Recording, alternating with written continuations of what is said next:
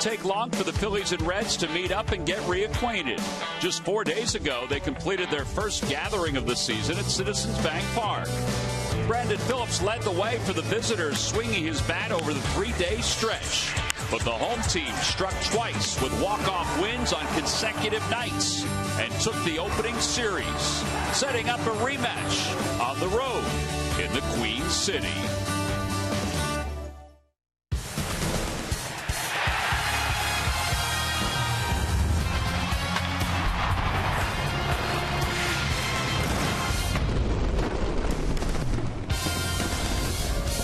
It's the beginning of a 9-game road trip for the Phillies and their fans who have settled into their seats here in Cincinnati as we get set for Game 1 of a 3-game series between the Phils and the Reds. It's a rematch of a game that was played at Citizens Bank Park last week between Cole Hamels and Mike Leake.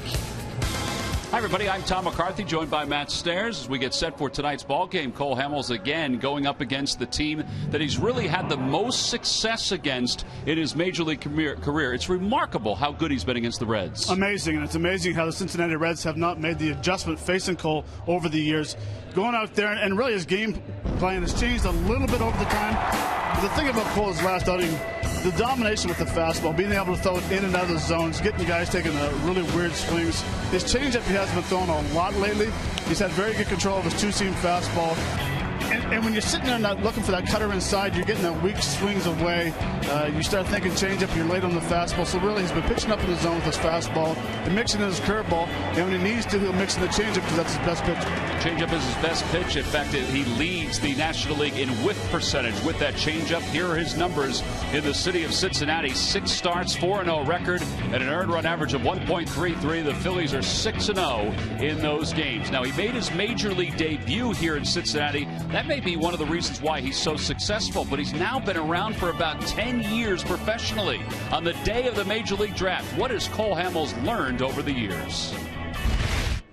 You know, I know that you can never be satisfied with however your results are, if they're great or if they're not so great.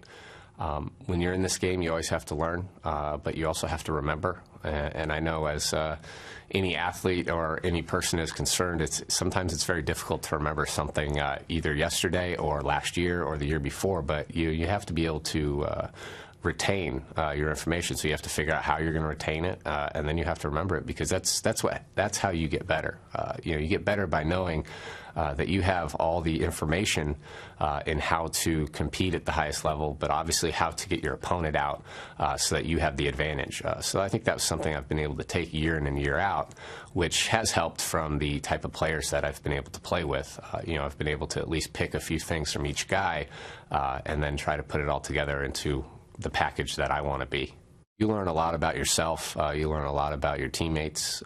You just learn a lot about life, especially in the competitive world of baseball. So you have to make adjustments. You can't just be set in your ways and think that it's going to take you the everlasting trip down baseball lane, and you're going to be able to put up type of statistics that are going to make you that type of Hall of Famer. You have to work at it every day. You have to try to improve year in and year out. Otherwise, you don't last long. But ultimately, when it really comes down to it, you have to be healthy. You have to be able to be out on the field to compete. If you're not out there living and learning, the lessons, you're never really going to get to the higher level. Well, it's a heck of a breakdown by Cole Hamels talking about his career as a Phillies pitcher. And again, the Phillies hope he's around for quite a long time. Really the same about Maikel Franco, who's really turned some heads during his second trip here to Philadelphia. Well, the key is he's made adjustments. He's feeling very comfortable. He's in that batter's box. He's getting pitches, and he's absolutely crushing them. Here he gets a big double. Jumbo Diaz. The pitch before that, he kind of sets him up with a slider, hits the big home run down the line, or 2-run home run, and then, of course, the big bomb against Chapman. Really getting his foot down, feeling comfortable, getting pitches, and that's the key. He's making adjustments. He's hitting the ball to right field, left field. Hit a home run yesterday against Jerome Outfield in center field, but he's feeling comfortable, and that's the key. And that's the reason why he's having great numbers right now. Great numbers, 10 for his last 25, a .400 batting average, and Ryan Stenberg said he's also kept his head down on the ball, which he wasn't doing for about 10 days before these numbers began to improve. So we'll see if Franco can keep it going here tonight. We'll see if Cole Hamels can keep it going here tonight against the Cincinnati Reds. Mike Leake making his 12th start. Well, he was fantastic the last time he faced the Phillies. In fact, he had a no-hitter for a good portion of that ball game against the Phils, which they wound up winning, and Cole Hamels received a no decision. Well, when we get back here to Cincinnati, we'll get to the lineups in first pitch. The lineup for the Reds includes Brandon Phillips. The guy's been red hot.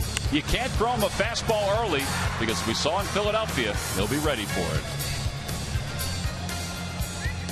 Phillies baseball is brought to you by Xfinity, the official entertainment provider of the Philadelphia Phillies. By Citizens Bank, one deposit checking. Keeping things simple is helping you bank better. By Budweiser, make a plan and make it home. By Toyota, where will Toyota take you? Visit buyattoyota.com to find out. Toyota, let's go places. And by Independence Blue Cross. Live fearless. Learn more at IBX.com.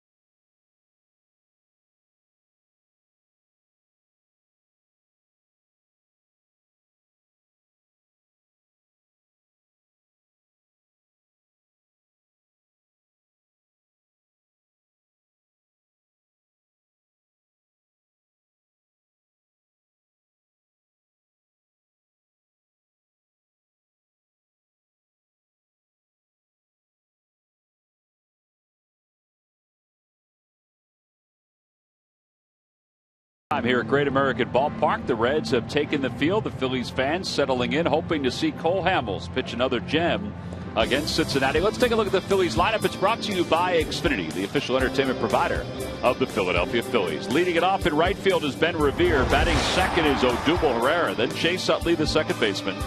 Ryan Howard, the first baseman, bats cleanup. Franco will hit fifth. Cody Ashley sixth. In the bottom third of Galvis, Ruiz, and Hamels. They will face right-hander Mike Leake, the 27-year-old, 2-4 with an ERA of just over 4.5. Took a no-hitter into the seventh inning the last time he faced the Phillies and Cole Hamels. Matt, I guess we'll see the same thing from Mike Leake here tonight as far as his pitch repertoire goes. I would expect him. He had great success last outing versus the Phillies, so why not? Why change anything? Ben Revere takes a strike, and it's no balls and 1 strike. Revere 8 for 32 on the homestands. Overall hitting .266, and he's out front of an off-speed pitch, and it's 0-2. All right, so it looks like it is the same game plan. Well, it is, and with the Budweiser scouting report, what I like about him is that he throws 2 different fastballs. He'll throw that cut fastball inside, and he'll throw that 2-seam fastball. And the difference between the 2 velocities is 1 mile. So he'll throw a sinker at 90, 91 miles an hour, and a cutter at 89, which can be a nightmare for left-handed hitters.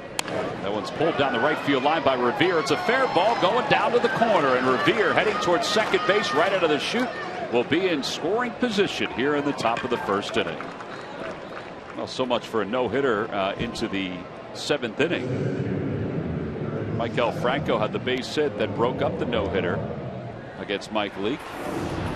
Time for our Nissan keys to the game. Key number 1 for me is Hamels needs to mix in the first pitch off speed. Last game, the Reds were very aggressive with the fastball first pitch. And the second one is remember how Mike Leake pitched against you last time. Very important that you remember that. Make adjustments. We just saw Bennett the slider down the right field corner, so nice adjustment. Well, now Odubel Herrera will come to the plate. He had 4 hits on the homestand, but his most telling hit was probably the one he had in yesterday's game, the home run into the Phillies bullpen off the top of the dugout. He shows bunt, bunts it in the air, caught by Todd Frazier. And there's 1 away. Well, the idea was there. It just wasn't executed properly by Odubel Herrera. Trying to get the runner over at third base and maybe get a base hit out of it. It's not a bad idea. I think in this ballpark, playing for 1 run is the wrong suggestion that you want to do. He hit a long home run yesterday, and you see right there, that's a solid contact on a bunt. I would like to see him hit a ball because he has that power. We showed it yesterday. The center fielder struggling with the sun right now, so a lot of fly balls might drop. Yeah, Billy Hamilton in center, and even Ivan DeJesus Jr. in left field are shading their eyes from the sun. Chase Utley takes strike 1. It's 0-1. But now, is it a bad play? No. I mean, you want to try to get on the board quick. Man on third base. Chase Utley hitting. But you can see where the sun is right now in center fielders. Hamilton's eyes and DeJesus' eyes in left field. Utley 0 for his last 9. His average at 198. Swinging a miss at a curveball. It's 0-2. 198 with 4 home runs and 24 runs batted in.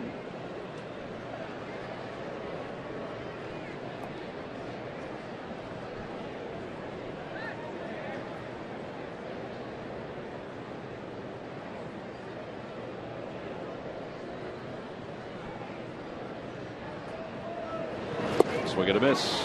Another breaking ball. First strikeout for Mike Leake. And there are 2 outs here in the 1st. Today's Lucky McDonald's Phillies home run jackpot contestant is Sue Bavell of Philadelphia. Phillies hit a home run in today's ball game. Then Sue will win $100. No, Revere still on second base, and now 2 outs. Phillies trying not to waste that leadoff double.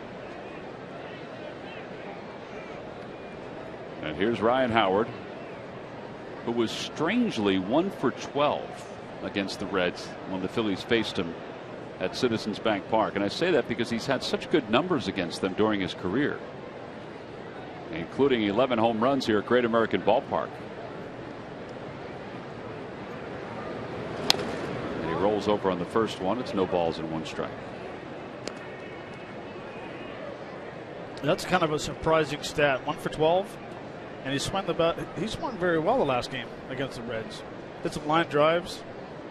He hit that 1 ball in the shift that Brandon Phillips was playing almost towards the line. Brian Gorman, the crew chief, behind the plate.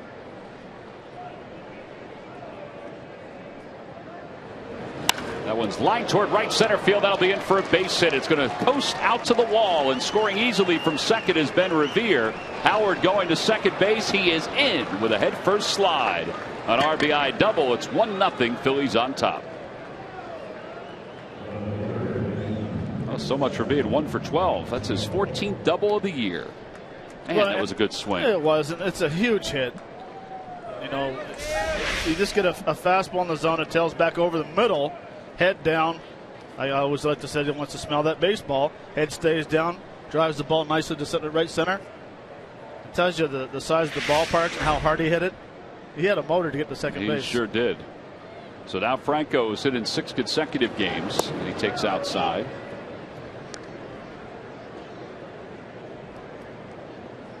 Franco hitting .253, 6 home runs, 16 runs batted in.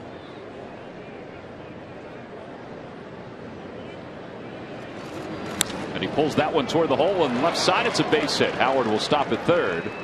And the Phillies now have first and third with 2 men down. And that's a 7-game hitting streak for Maikel Franco.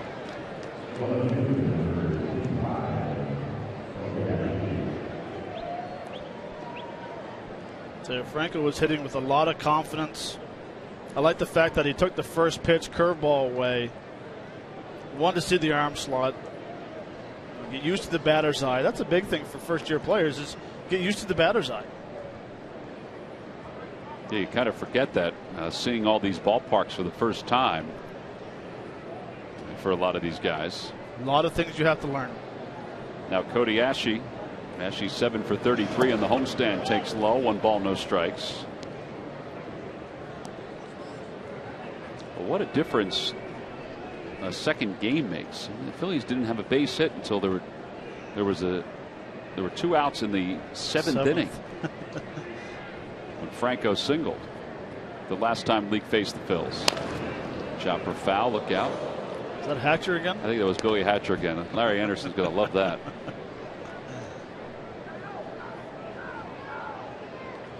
At some point, if he knows the radio booth where it is, he'd peek up, because Larry was on him today about what happened at Citizens Bank Park, where that throw went over the head of Joey Votto, and Billy Hatcher went to his seat. There's a liner out towards center field, and Hamilton will grab it out of the air. Now the side is retired, but the Phillies do strike first. They get a run on 3 base hits. They lead 2. Maikel Franco had 1 of those base hits. We'll go to the bottom of the first. It's the Phillies 1 and the Reds coming up.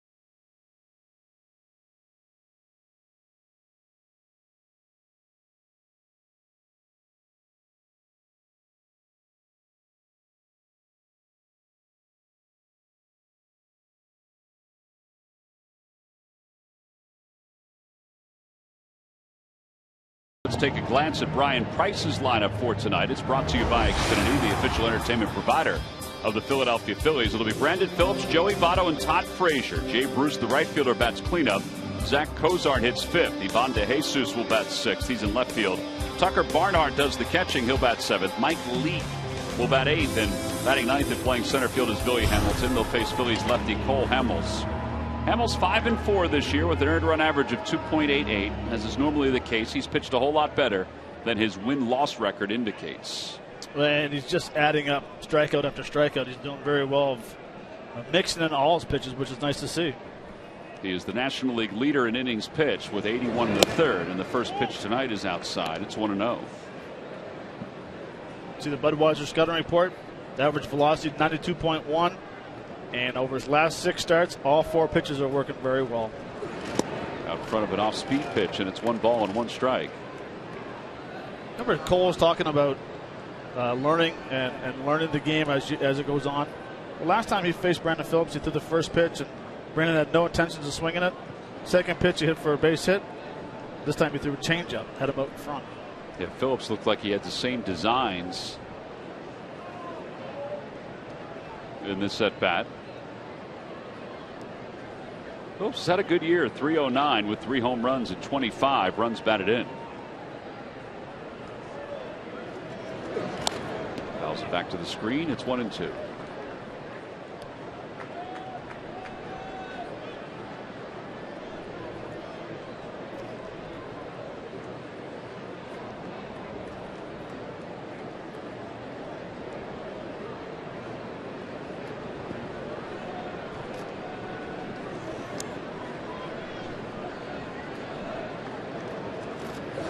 Outside, 2 balls and 2 strikes. Phillips in the series against the Padres was 3 for 11.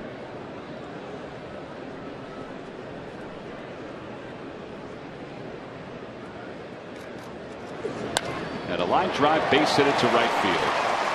That's an 8-game hitting streak for Brandon Phillips. Leadoff batters aboard. And Joey Votto will step to the plate. Let's check in with Greg Murphy. Murph.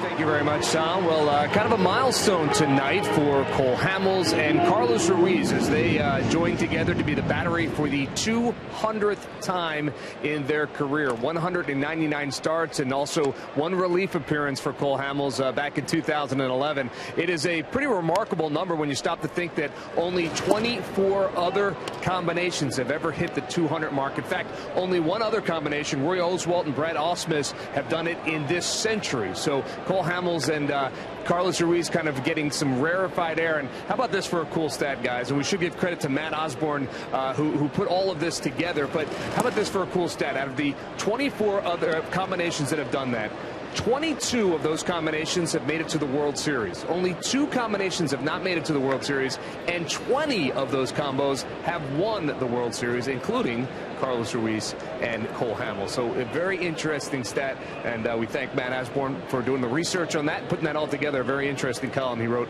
on that this afternoon, guys. Yeah, I think the last note that you had there, Bill Freehan and Mickey Lolich, how about the amount of times those 2 guys got 362 together? games. That's incredible. They're the all-timers. Yep. Well, it talks about, Cole Hamels talked about durability during our open with his comments, and it lends itself to the durability of both guys. Well, and also you got to look back at the organization, believing in both players and keep them around for that long. 3 balls and 1 strike to Joey Votto. Yeah, it makes a lot of sense when you think about the longevity of a pitcher and a catcher. Obviously, the pitcher is going to have had a lot of success over the years, and the catcher is going to be one of those guys that has been around for a long time. So it makes a lot of sense that the organizations have had success while those 2 have been on the team, and they certainly have. 22 out of 24 reaching the World Series. Phillips goes. The pitch is high, ball 4, and the Reds now have runners on first and second with nobody out here in the first inning. Well, you can check out Matthew's entire story if you follow him on Twitter, which is basically Matthew Osborne. He's the former sports editor for the Trentonian in Trenton, New Jersey, and now is the editor for the Cherokee Scout and the Andrews Journal down in North Carolina. Todd Frazier, 273, 16 home runs, 35 runs batted in. And he lines the first pitch into left field, a base hit. Phillips around third. He's going to score. And the Reds, just like that, tied the ball game up at 1 apiece. 36th RBI for Todd Frazier.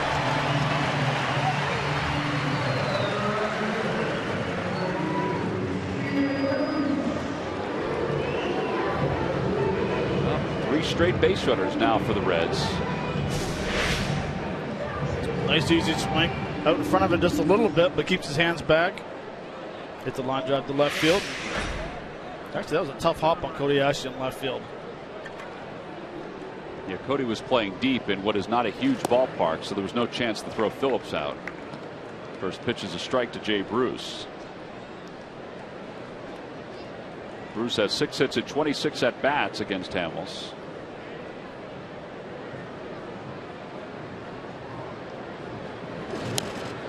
And he fouls that one back toward the screen. It's 0-2.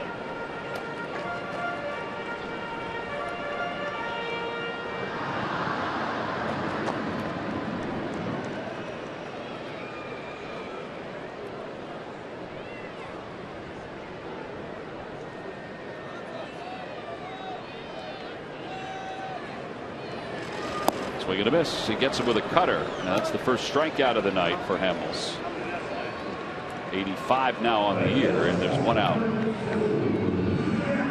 This is an absolute perfect location. Shoots one to low, another to the zone. As a lefty, try to foul that off, thinking it's going to be a strike. Good time for your first strikeout. Well, now would be a good time for his first double play ball with Zach Cozart coming up. Cozart chops the first pitch foul toward the Phillies dugout.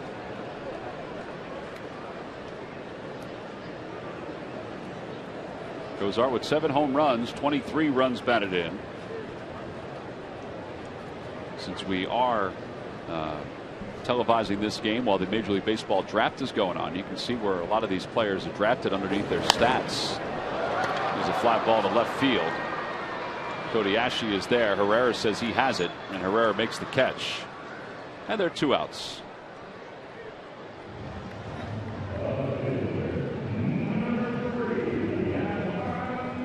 The first 2 picks have been made in this year's Major League Baseball draft, and I'm not sure if I don't think it's a surprise to anybody that both were shortstops that were taken. Here's Ivan De Jesus Jr. He was having a good year at AAA.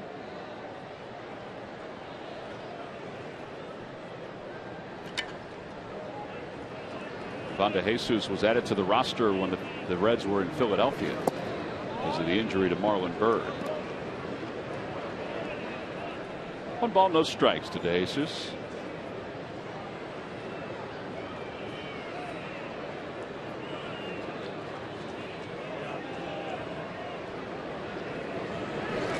Over to third, Maikel Franco has it. He thought about tagging the base runner there for a second, but he throws across the diamond. Side is retired, but the Reds tie it up. They do so on an RBI single by Todd Frazier. We'll go to the second in a 1-1 game.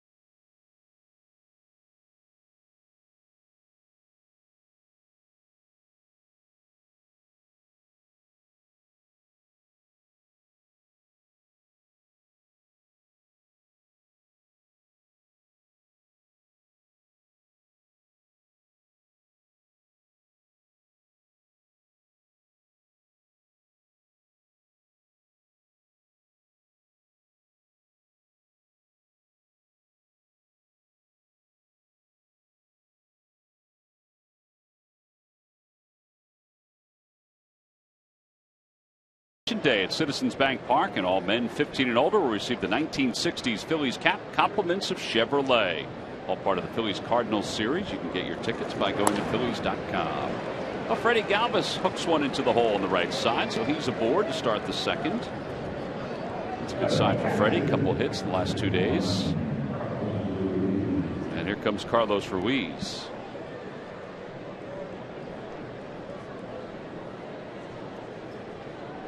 Carlos batting .237, no home runs, 8 runs batted in.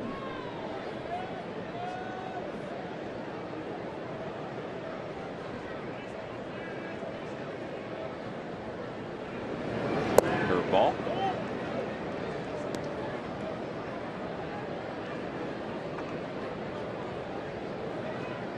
Getting some signs from Pete Mackanin.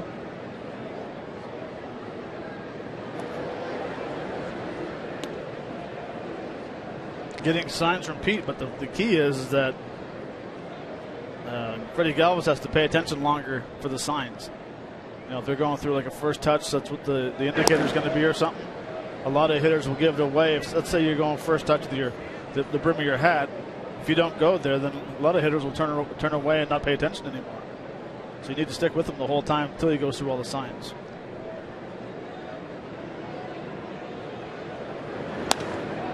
Ruiz fouls it down the right field line. And it's 1 ball and 1 strike. Tonight's ball game is also available in Spanish. Just use the SAP button on your television or change the language through the menu on your cable box.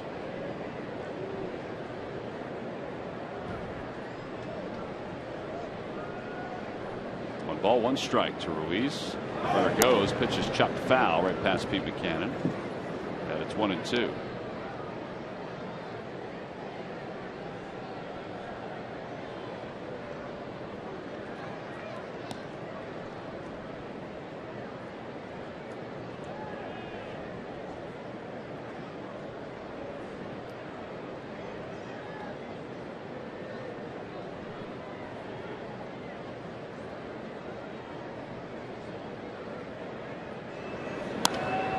Pops it up. That'll be over the dugout, out of play.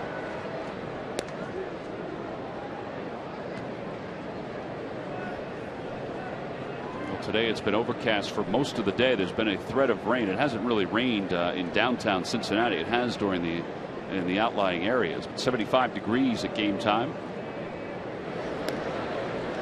Some massive thunderstorms that were coming through last night that just went to the north.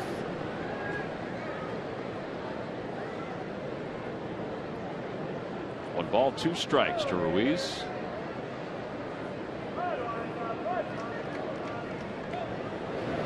Inside, that nearly hit him. It's 2-2.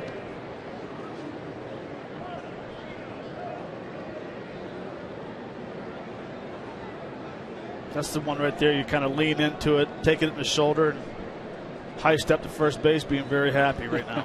I thought it was going to nip his jersey, at least the way it was coming in. Lays off the throw back behind Galvis, and he's back before the tag. 3 balls and 2 strikes.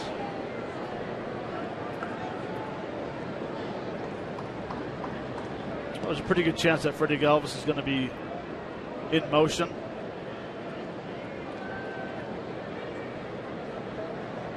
Let's see if we get a first or third. There he goes. Pitch is chopped back over the middle, and Phillips will step on second and throw to first. Well, that was kind of unlucky. Freddie Galvis didn't know what to do. Should he go into second base and try to take out Phillips? Turned out he just ducked to get out of the way, and there are 2 outs. Yeah, that's a situation where, one, you don't want to run into a tag at second base. I mean, Brandon's pretty close to second base, but the key is you got to realize how close you are to the runner and still go in hard with a slide into second base. Cole Hamels lines 1 foul into the seats off the left field line. Cole hitting 167.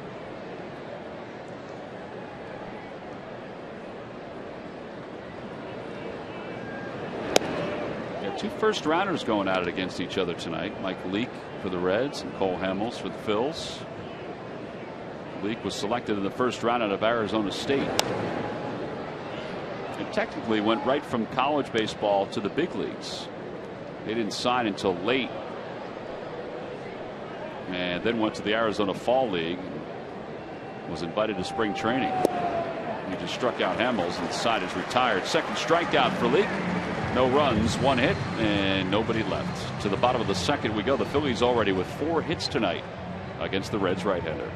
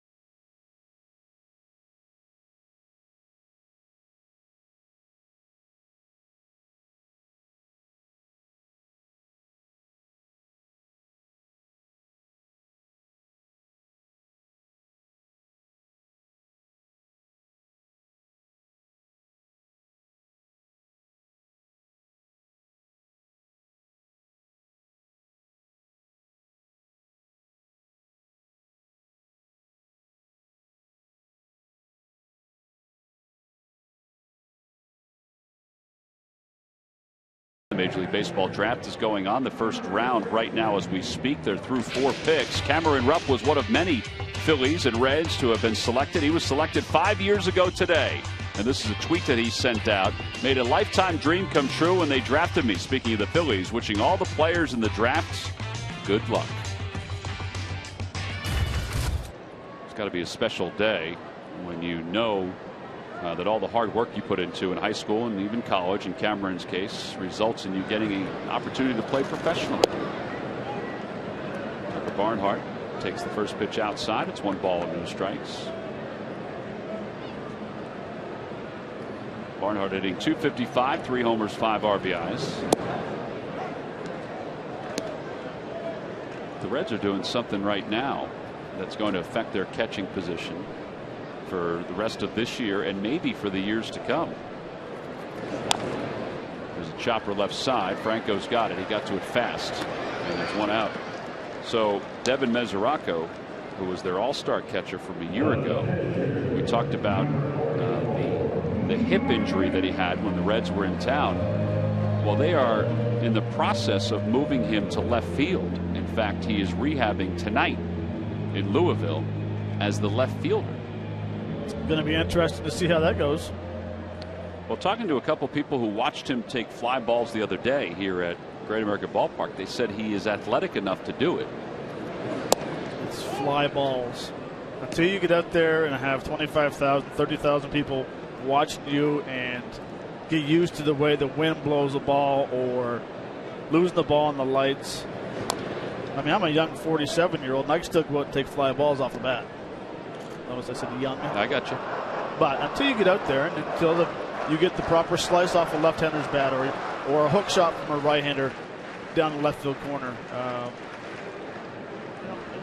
yeah, he's a good enough athlete. The question is, he's going to be quick enough. Well, that was my question, and they said that at least the other day he was moving well. But again, as you said, it's a little different when you're reading the ball off the bat, whether you get a good jump and how you track those baseballs.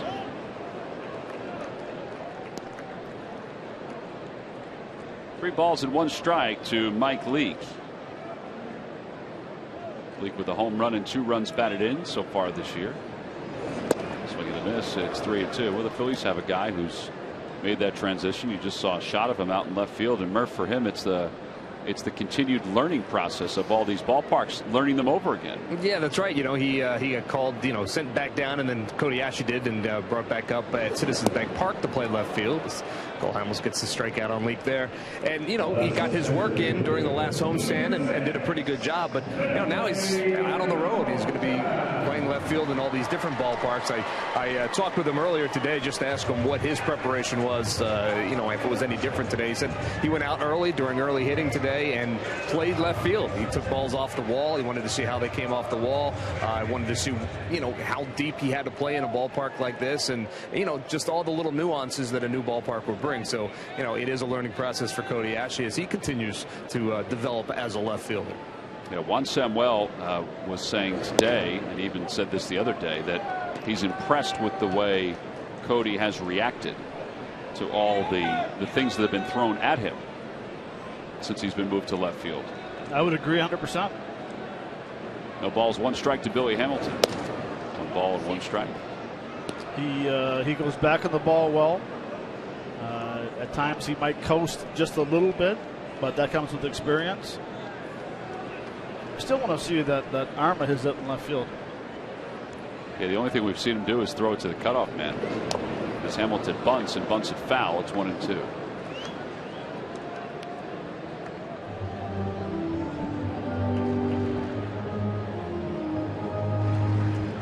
I was watching Cody during batting practice, and going through some ground balls. One thing you got to get used to different ballparks is the way it's cut the infield grass. A lot of ballparks will have like a snake action as the ball comes towards you. Texas is terrible. The Texas Ranger Stadium, that ball will move 2 or 3 feet back and forth, left and right, just because of the way they cut the grass. Off the hands, foul territory. Howard gives it a run, but it's out of his reach. So being out there during early batting practice, he can see the way the ball snakes on the infield grass, but also how it snakes in the outfield too. Yeah, and it's not coming from one Samuel standing at third base hitting ground balls to him. It comes from home plate and taking a good 10-12 minutes of fly balls and ground balls off live batting practice and getting used to the way it's carrying. Make sure you know which way the wind's going. 2-2 pitch. He slaps that one to the right side, a base hit. So Hamilton's aboard, and now the test begins for Cole Hamels holding him on, and for Carlos Ruiz possibly throwing him out, because he is going to go at some point. That's no doubt in the world that he will go. It's just a matter of, and he doesn't really have to get a great jump, because he has that type of speed where he can pick it up halfway, kick it into a higher gear, and get into second base. But I would like to see him concentrate on Brandon Phillips first, because he's been swinging the bat very well versus the Phillies so far this year in 4 games. First pitch is in the dirt. It's 1-0.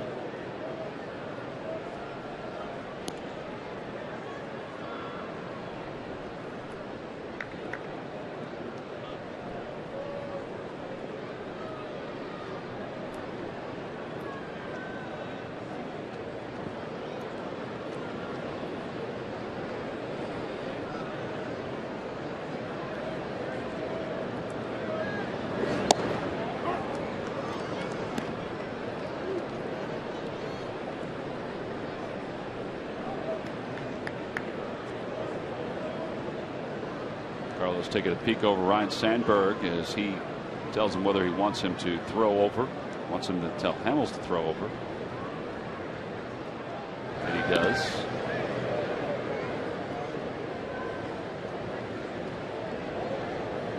And look how muddy Ryan Howard's uniform is. They really wet down this infield dirt, don't they? That's from his head first slide.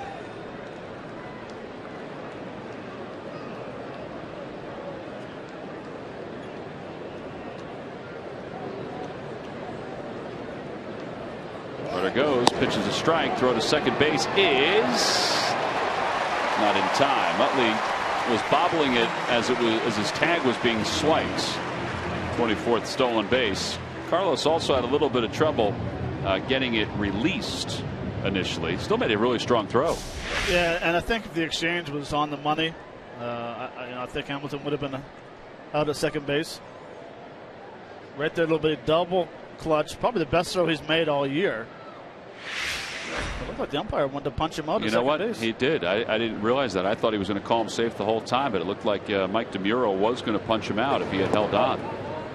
2 balls and 2 strikes.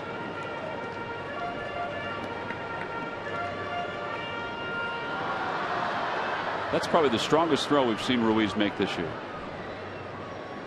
Even though he had trouble getting it out of his glove and getting a grip of it.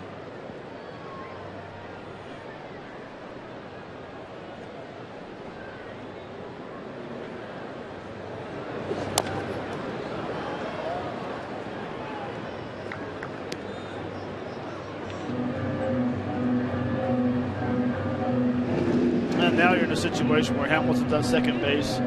You don't care if he steals third base or not, because basically on a base hit he's going to score easily anyway. Doesn't matter where he hits it in the outfield. So concentrate on getting Brandon out of home plate.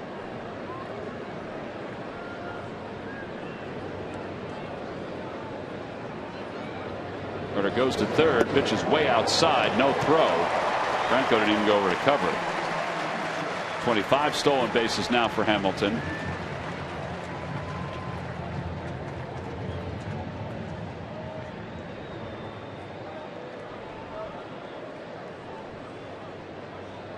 That was supposed to be a curveball. See where the location was. Didn't have a very good grip on it. I think it slipped right out of his hand.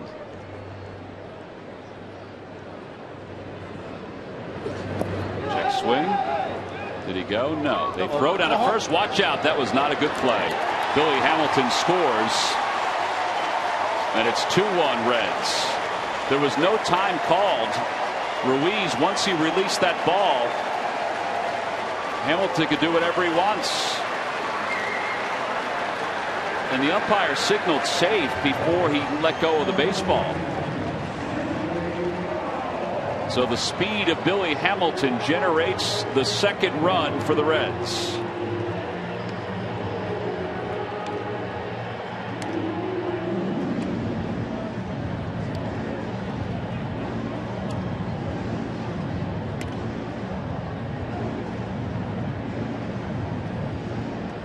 Not sure if I've ever seen this play before.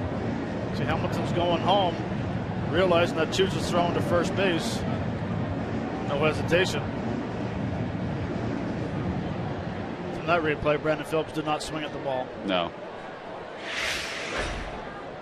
Carlos shouldn't have thrown it. I mean, that's obvious, at least at this point, because the umpire did signal safe pretty quickly. So the fielder's choice allows Billy Hamilton to score from third. But, you know, that's a situation. What do you do as a catcher? Do you ask for the appeal? Brandon's running to first base. Do you wait, and all of a sudden you get a strikeout? Don't have time to throw him out at first base? Well, I think that you got to look at the runner at third base, of course. Yeah, but I think that the umpire, it's a responsibility of the umpire to acknowledge it very quickly. Which they did very quickly. Yeah. But I think you have to throw it if you see that he's saying that it's a strikeout. I agree. So how do you score that? Fielder's choice. When all else fails, Matt, just put fielder's choice. But it is a fielder's choice.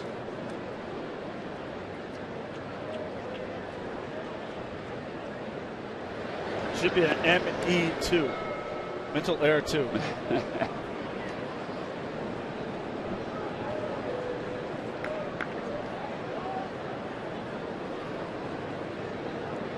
No balls, one strike. Phillips at first. Breaking ball, and it's 0-2.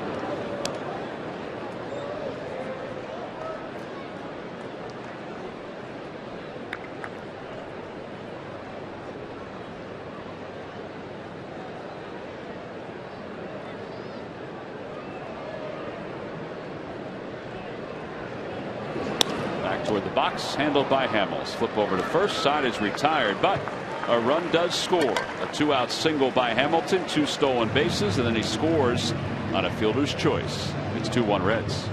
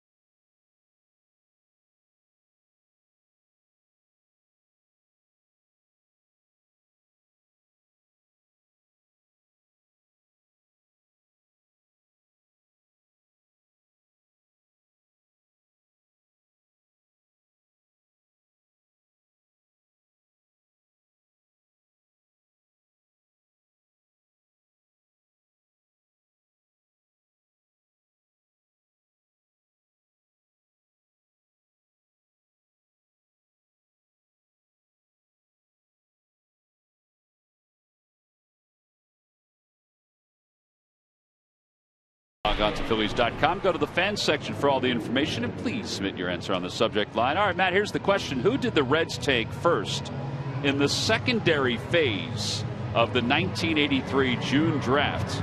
This guy eventually became their closer. Who did the Reds take first in the secondary phase? I don't know what secondary phase means.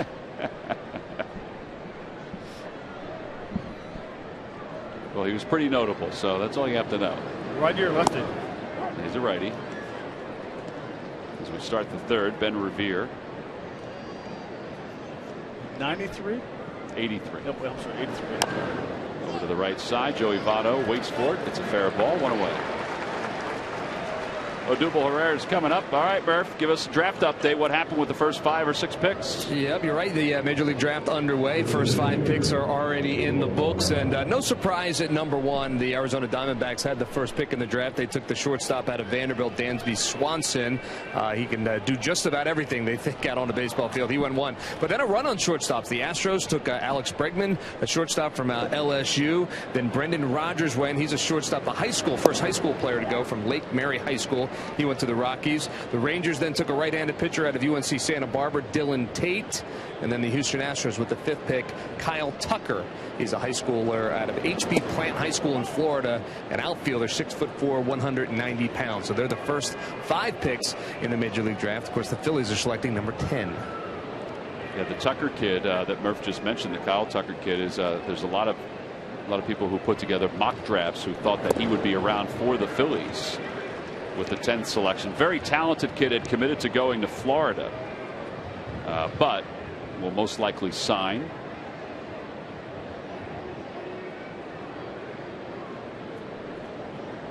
Astros stockpile, and they get a couple of those picks because of their first round pick from last year. Brady Aiken did not sign, and he is available again in this year's draft. 2 balls, 2 strikes, and that one's off the foot of Herrera.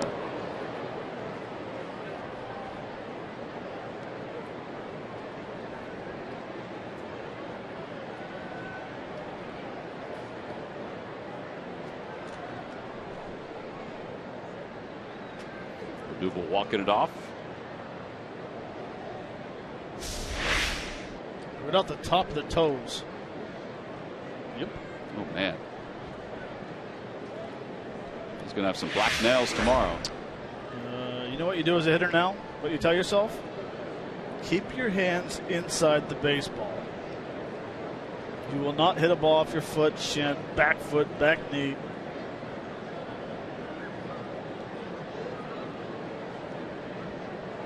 Still bugging him too. I mean, he takes a long time getting back in the box usually, but he's taking a long time now, and now asks for time again.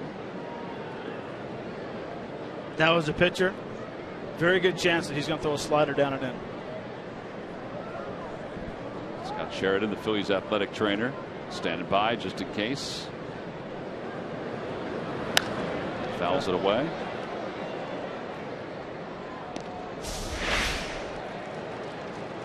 Right square on the top of the toe.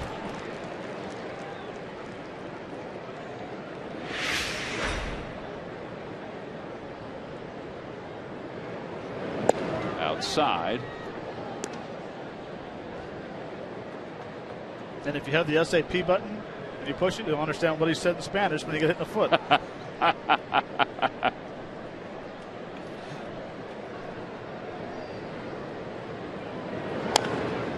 That one again toward the Reds dugout. Odubel's trying to tell himself to stay in the middle. He almost got his foot again. I think that spin out at the end kind of helped him.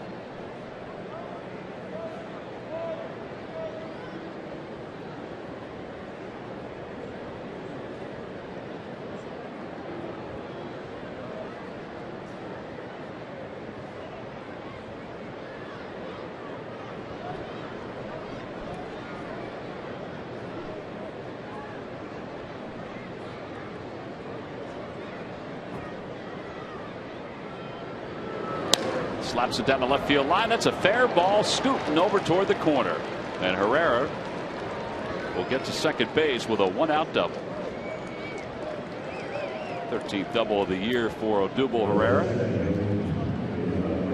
I think the foot's feeling a lot better right now after a double. Yeah, I was watching him run around the first base bag. It looked like his stride was pretty good. Yeah, this is just a nice job of hitting the ball to left field, pitched away, hit it to left. Another batter box flying. Nice job hitting.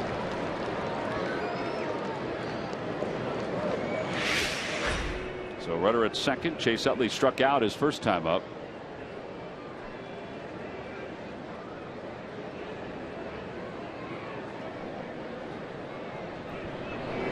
And Utley hits it back towards shortstop. Kozar thought about going to third, but instead goes to first. Yeah, there are 2 outs. And that'll bring Ryan Howard to the plate. In the mode of trying to pick up another 2-out RBI base hit. Would have been interesting to see if Cozart would have went to third base.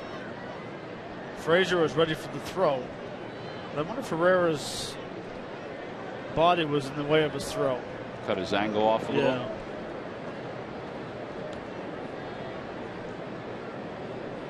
Well, Herrera did get a great jump off the second base bag.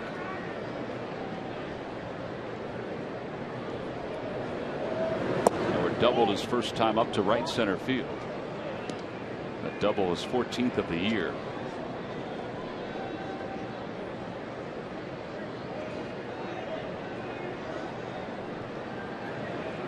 And he pulls that one. It's a fair ball. Oh, what a play by Joey Votto. Flips underhand to Mike Leake, and the side is retired. 3-1 on the putout. With the overshift, he was hugging the line. It didn't matter. That was still a wonderful play by the Reds' first baseman. This ball was hit hard. And Joey Votto kept his eyes on the ball. And the Phillies leave one over at third.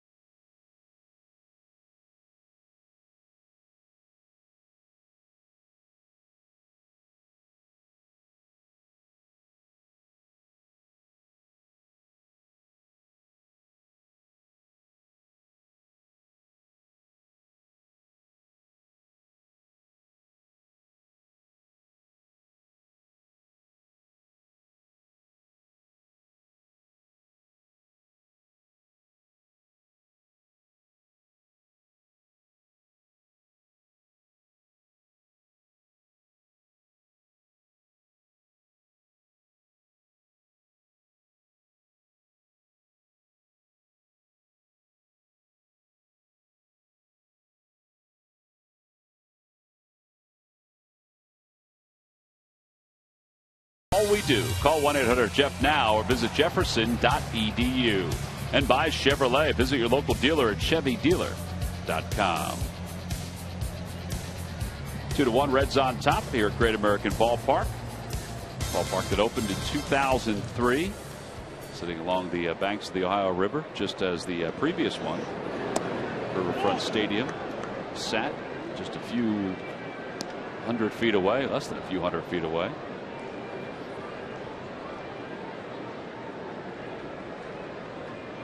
Todd Frazier leads things off.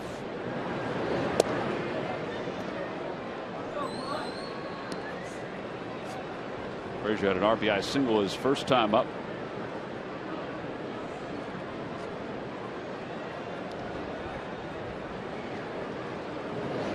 Swing and a miss. And that backswing got a piece of Carlos Ruiz. It's 2-1. Had my first major league at bat over at Riverfront Stadium. Oh, you did? Versus the stump. As we see this big swing back and hits him right in the shoulder. On the glove. So the stump question tonight. You might have a pretty good idea as that one's right over the glove of Hamels. Flipped by Utley. And they'll go into foul territory. It's going to wind up being a base hit for Todd Frazier, who is 2 for 2.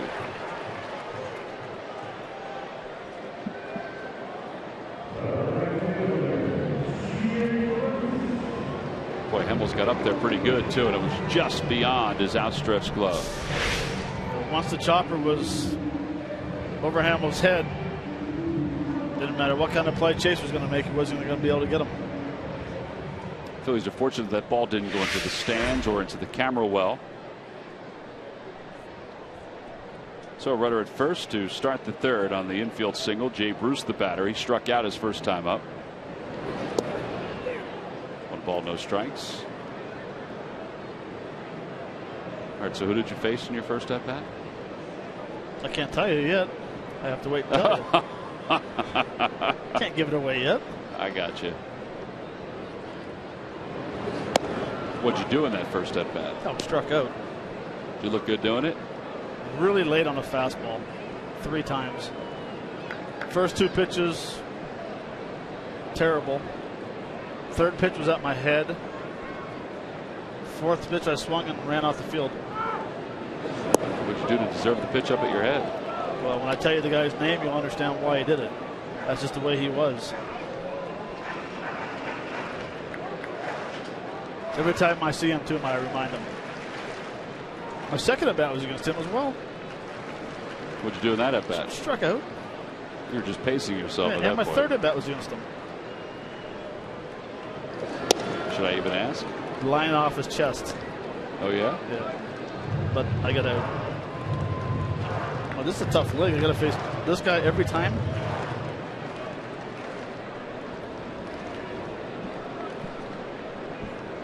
Two balls, 2 strikes to Bruce. Toss over to first.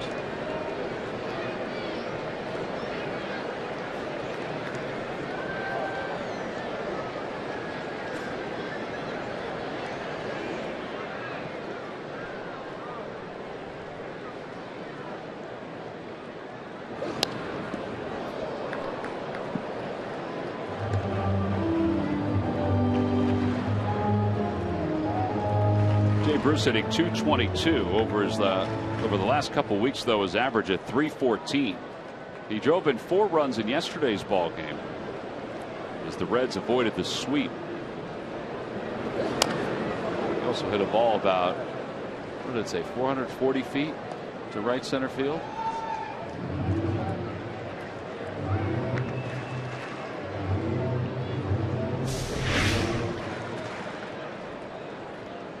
Contagious. This one off the Achilles.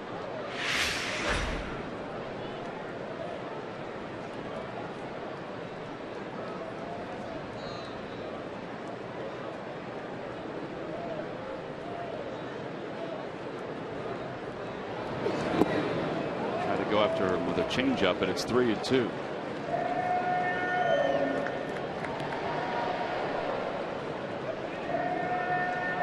Cozart waits on deck.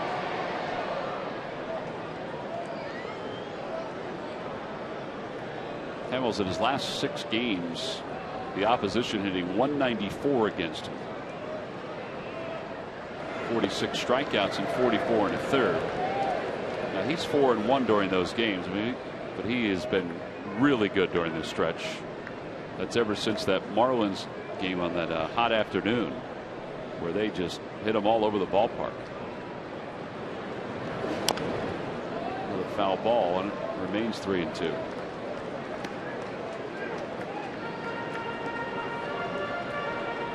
Well, this will be the 9th pitch of this at bat.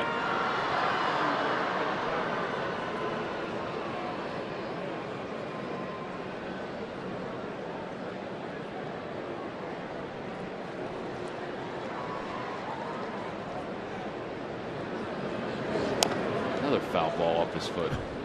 That was off the front of the foot.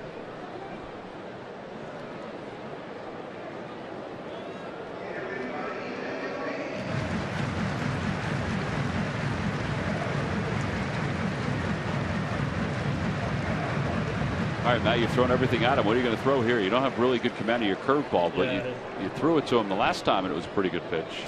Throw a nice changeup. But all else fails. High chopper foul.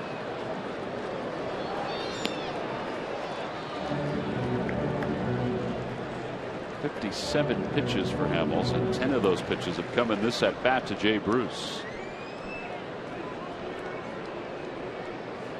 He's fouled off 5 consecutive pitches. Check swing. Did he go? Brian Gorman says he did.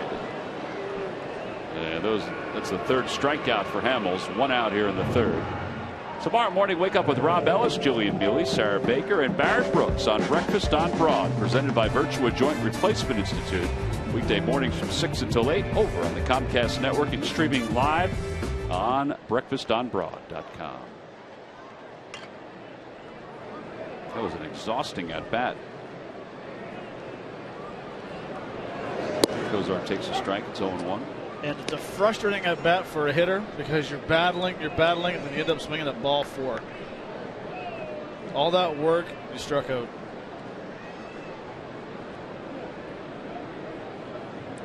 And 2 bruises.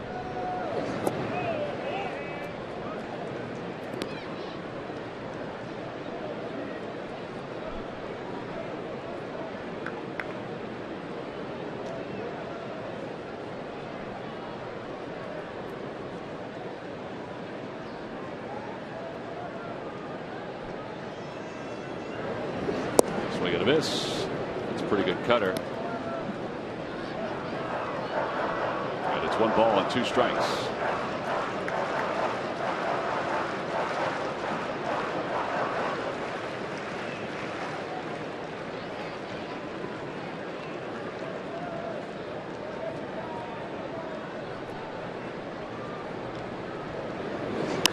Fly ball down the right field line. Not a lot of room out there. Revere gives it a run. So does Utley, and he can't catch up to it. It's off the tip of his glove. He was closing on the tarp.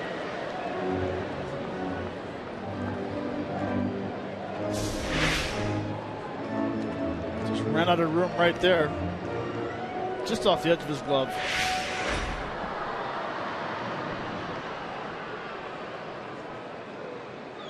Well, they scored a no play, and again, it's 1 ball and 2 strikes to Cozart.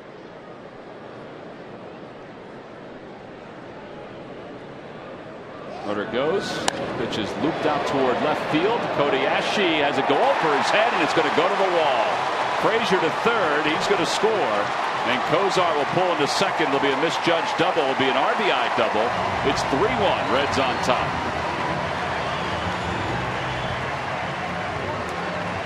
The ball was not hit that hard. It looped right over the head of Ashe, who started in and could not recover. This is one of the plays that we talk about. The line drives right at him are the toughest ones. You need to freeze. When you start taking a couple steps in, all of a sudden you realize I'm in trouble. The ball's over my head. It's a bad feeling. Been there many times. And it's one of those things where you got to get used to the ballpark. That's going to be the learning experience. So 3 runs now on 5 hits for the Reds. Here's Ivan DeJesus, who takes a fastball. It's 0-1.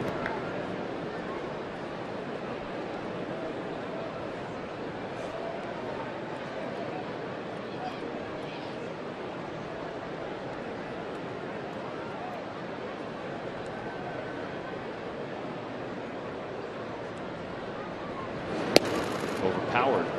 High fastball 0-2. Let me rephrase that. I've done it a few times, not many times. I would have believed you if you did it many times. You played a lot of games out there. But it's a bad feeling for an outfielder. Yeah, because you know it as soon as you take those couple steps in, you're like, uh-oh. No chance of getting back on it. Hey, Billy Hamilton did it earlier in the game, but was able to recover. It wasn't hit the same way as that one was. And he was able to make the catch. Well, a lot of times the outfielders get fooled with the way that you swing. If you're out in front of it, they think it might be a little Texas slugger going to land in front of you.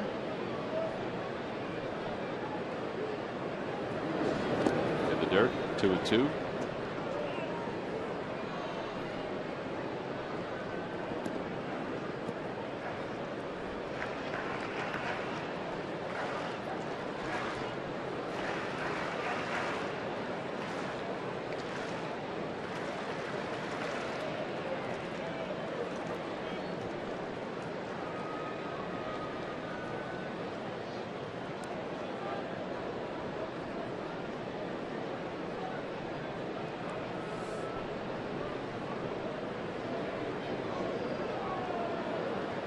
Are doing a little dancing off that second base bag.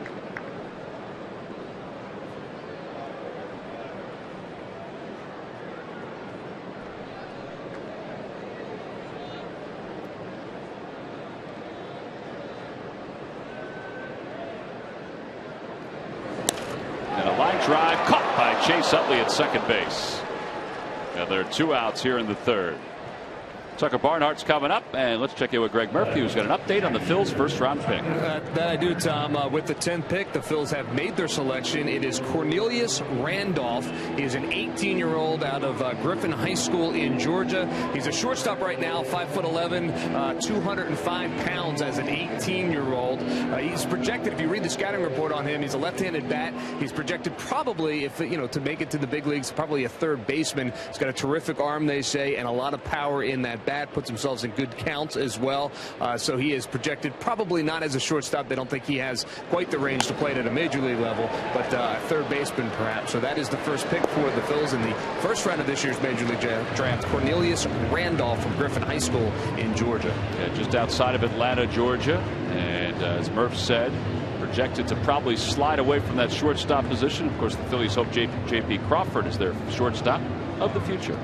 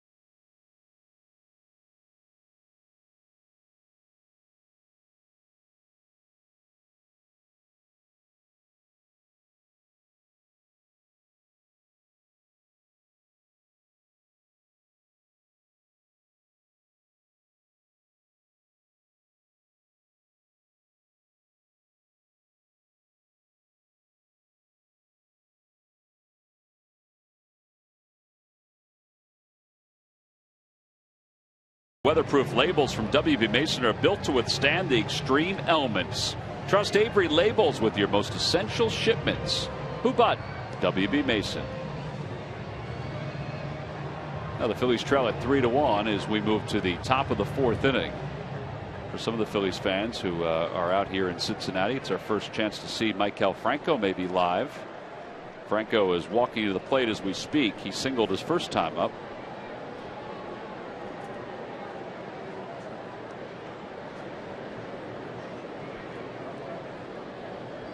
Facing Mike Leake, who has scattered those 5 hits through the first 3 innings, but has a 3-1 lead to work with.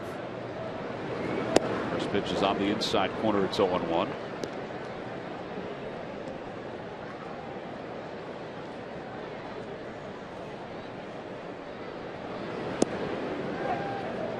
0-2.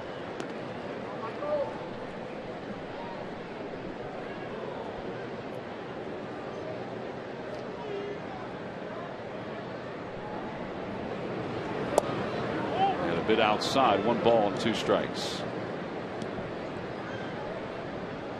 Phillies, the last 16 games are 4-12. One of those wins, the game that Leake pitched at Citizens Bank Park.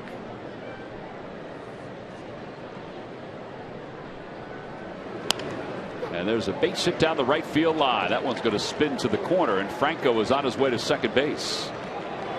He's thinking about going to third, but puts the brakes on as he takes a peek at Pete Buchanan. So he's got a single and a double in his first 2 at-bats. On Saturday, June 27th, fans 14 and under will receive the W.B. Mason collectible Phillies truck. It's all part of the Nationals weekend. You can get your get your tickets by going to Phillies.com. All right, so a base hit to left and now a base hit to right for Maikel Franco. Continues to get better and better with these at-bats. Ahead in the count, pulls the ball behind the count, stays inside of it, hits the ball to right field. Kobayashi takes a strike. It's 0-1.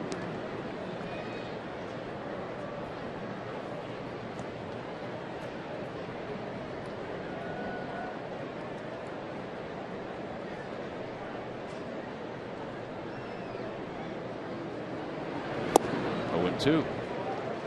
He's got a pretty good biting cutter there against those left-handed hitters. He does. Firm believer, if a right-handed pitcher has a good sinker and a good cutter, it's the only two pitches he needs to throw. Because as a hitter, you have to guess which side he's going to throw on, because you cannot cover both sides of the plate. That one's hooked down the right field line, foul.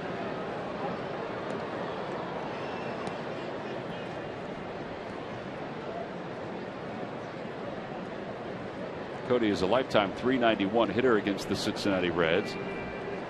His 2 brief years.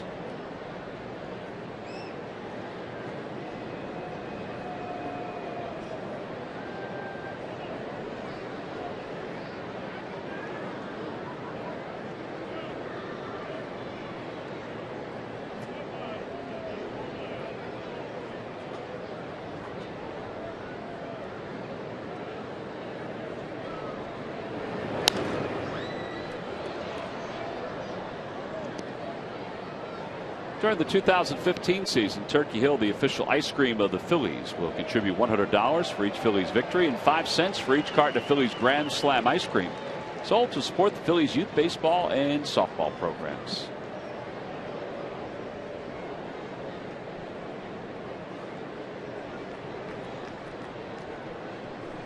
And now the 0-2 pitch coming again to Kobayashi. Little dribbler foul off the first base line.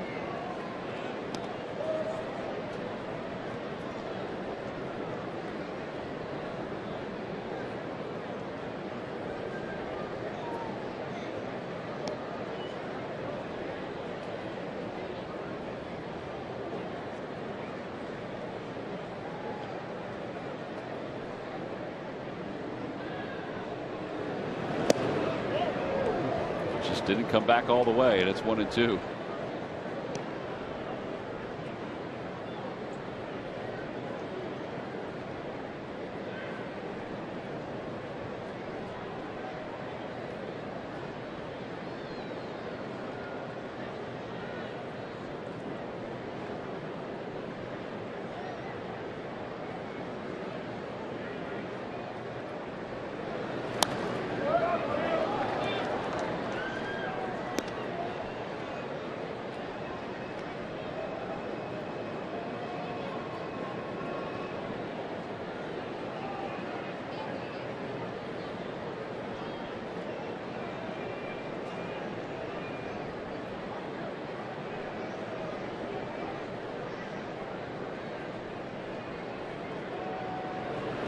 Check swing, and they appeal. No swing, says the third base umpire. That's Mark Carlson, and it's 2-2. Well, this turned out to be pretty good at bat for Kobayashi. I was just about to say, we've seen some pretty good battles. Curveball down the dirt. No, he didn't swing. Good call. Bruce had a good at bat. Bad result. So hopefully Kobayashi can do his job of hitting the ball to the right side and getting Franco to third. That one's a liner out toward right center field. That's going to drop in for a base hit. Franco did not read it right away. He held up, so he'll stop at third. As the throw comes in, it'll be first and third with nobody out.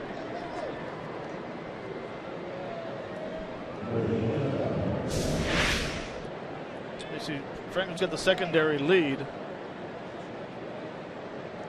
Get caught in, I mean, you never know. I mean, the ballparks are smaller, but as a guy at second base, you have to get there and you have to check where your outfielders are playing, how deep they are if they're playing shallow, guard the line if they're playing in the gaps. But better safe than sorry. Now we got first and third situation with Freddie Galvis up, who singled his first time up, and the hole was wide open in that same spot here. Phillies had a runner in scoring position last inning, didn't score. They had a couple on base in the first, only got one run in. Galvis fouls it off to the left side out of play behind home plate. 0-1.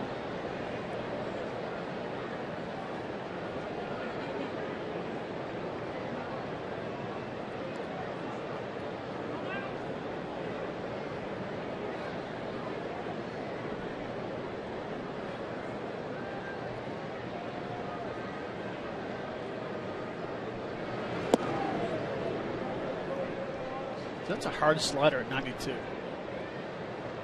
And Barnhart was setting up way inside, too. Excuse me, it's a cutter. But it's breaking as much as a lot of sliders do.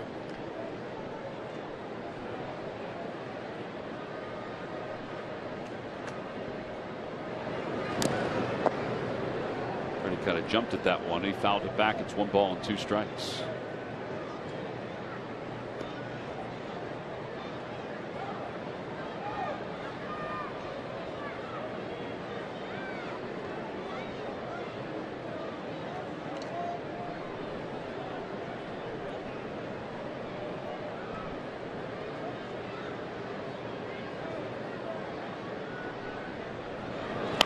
Pulls it towards first. Votto has it. He's coming home. Franco's caught between third and home plate. Barnhart runs it back and then tosses to Frazier. Votto's there, and they apply the tag. And there's 1 out.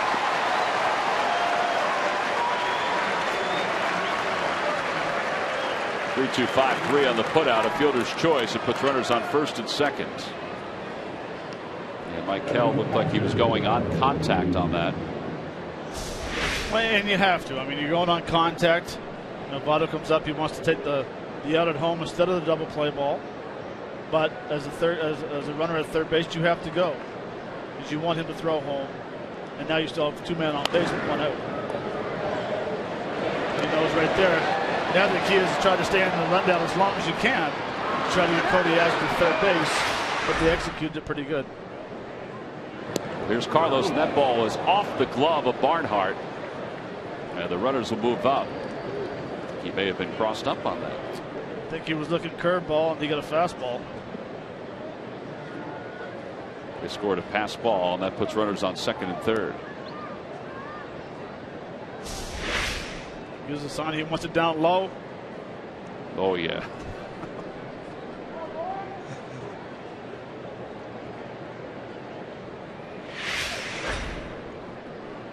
And now a conversation. 2 runners in scoring position for the Phils.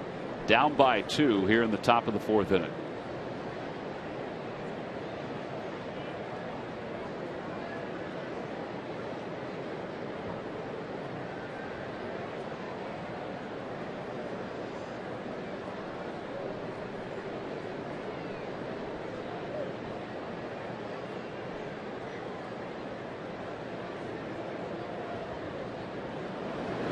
There's a looper out to right center field. It drops for a base hit. 1 run is in. Here comes Galvis. He's going to score. It'll be a 2-run single for Carlos Ruiz, and the Phillies have tied this ball game up.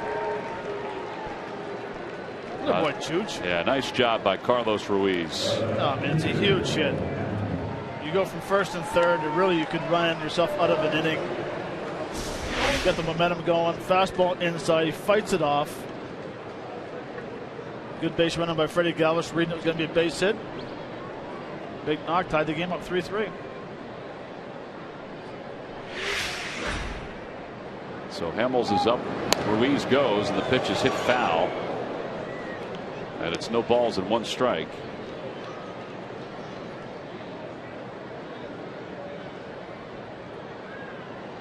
I think everybody's okay. The ball deflected off a glove, somebody's glove, and that slowed it somewhat. I think everybody that was in that vicinity is all right. And Hamels bunts, and Ruiz will get to second. Sacrifice is successful. And 2-4 on the putout. I like the call. The first pitch was a hit and run. Foul ball. Now you put the sacrifice down. So it was a nice call. By the way, that gentleman that got the ball in the stands, yeah, he walked down about 15 rows and gave it to someone in the front row. Yeah, now I was looking because that's not where the ball deflected. No, it deflected about 15 rows up. Yeah. Here's Ben Revere. Revere had to do a couple of interviews before the ball game. Grew up in Lexington, Kentucky, not too far from here in Cincinnati. Went to Lexington Catholic, where he was selected in the first round by the Minnesota Twins back in 2007.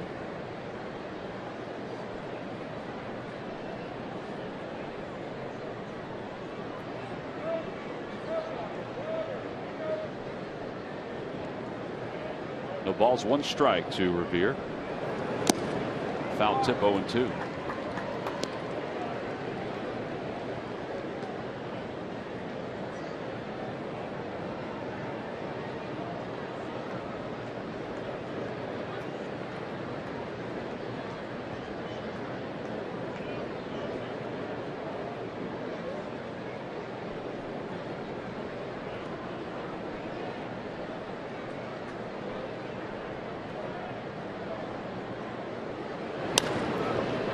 Brandon Phillips to his right, and from his knee throws over to Votto, and the side is retired. 2 runs scored though for the Phils, and the 2-run single by Carlos Ruiz. Middle of the 4th, and we're all tied up at 3.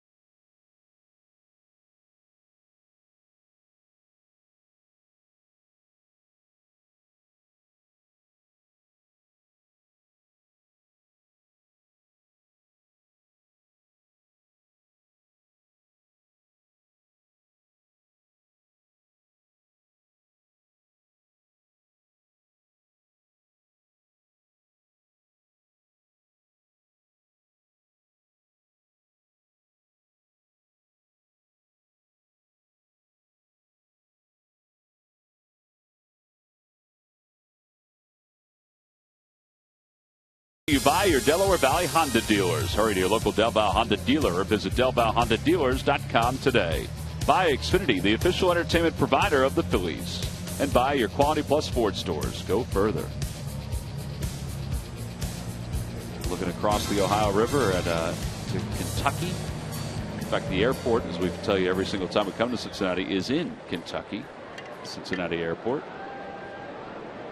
You can smell the kettle corn up here that those folks are eating. It's all over the ballpark. Mike Leake will lead things off, and he waves at the first pitch. It's 0-1. Leake struck out his first time up.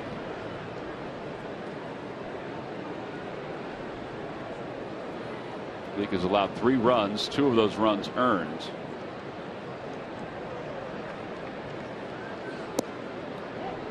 Oh, and 2.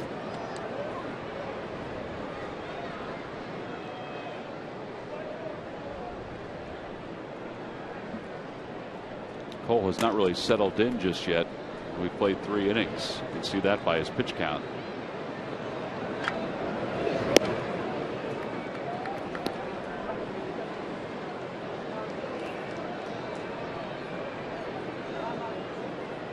Bob McClure's watched enough of Cole Hamels' outings, though, to know that at any point he'll start to settle in. I think Bob is just hoping that he gets deep into the game, and doesn't give up a whole lot of runs, because the rest of the starters have done that. They've given up a lot of runs. Since Hamels' start against the Reds, the other starters have gone 18 2/3 and have allowed 17 earned runs during that time.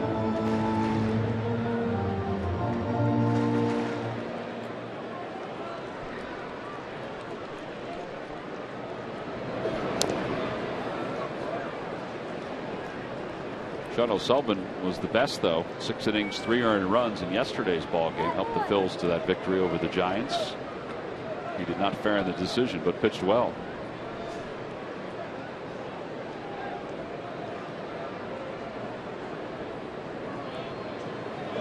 Swing and a miss. He got it with a changeup. 4 strikeouts for Hamels. And that'll bring Billy Hamilton to the plate.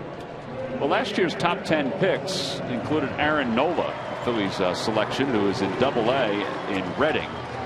Michael Conforto, the Mets pick, is also in Double-A. He's in Binghamton. There's reports that they're going to bring him up sometime in the next couple of weeks. Nick Gordon, the brother of Dee Gordon, the Marlins second baseman, is in Single-A for the Twins. And you saw that top pick. We mentioned that Brady Aiken did not sign with the Astros. When they brought him in for his physical, they noticed that there was a slight tear in a tendon in his elbow. So they reneged on the signing bonus. They were still going to give him a pretty large one, but not anywhere near what they had initially offered. And he did not sign, and he is back in the draft and underwent Tommy John surgery.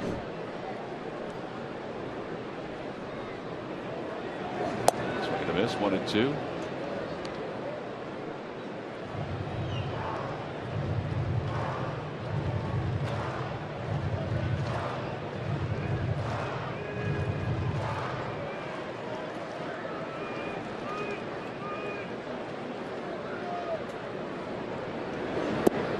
Low, 2 balls and 2 strikes. Nola was the pitcher of the month for the Phillies. He has 7 wins and is really doing a nice job down in Reading.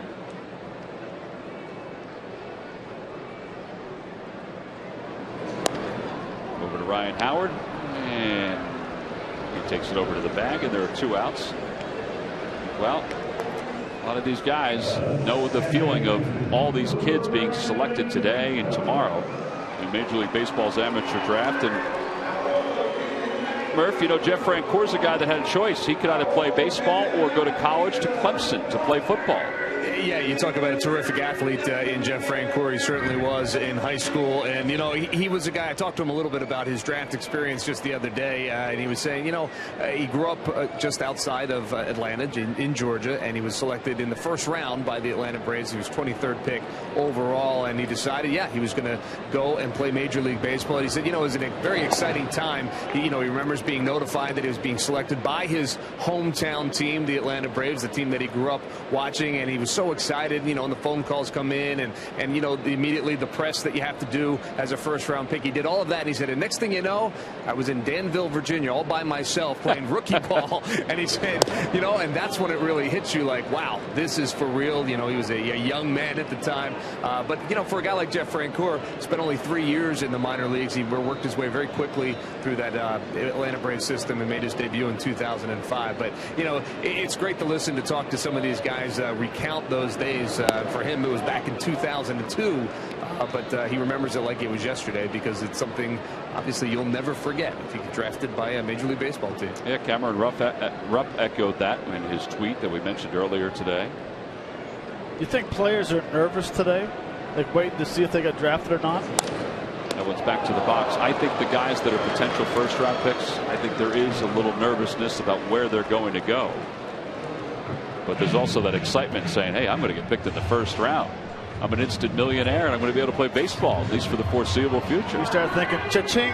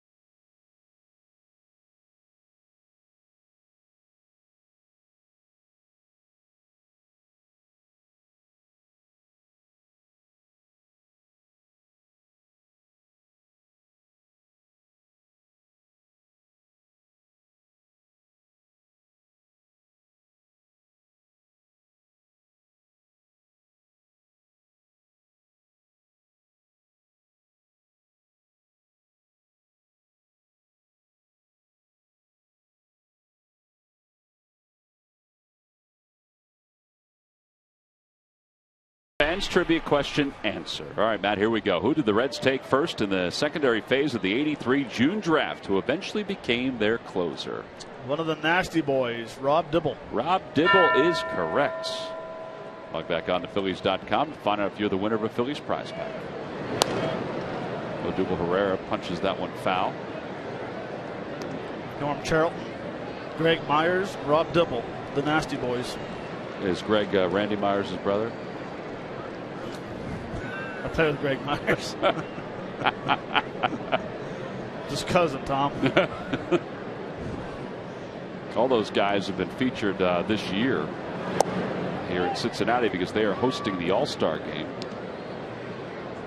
And they've got signs all over the city talking about the All-Star game and the countdown clock. There's a countdown clock at Fountain Square, which is right by our hotel, center of the town. Odubel takes a strike. It's 1-2. In fact, there are a couple of them even that we walk past here in the ballpark. Pete Rose will be a part of that, right? Yeah, Pete Rose is now going to be part of that. As he should. I don't know what kind of role he'll play. Odubel hits one skyward, deep down the right field line. Foul.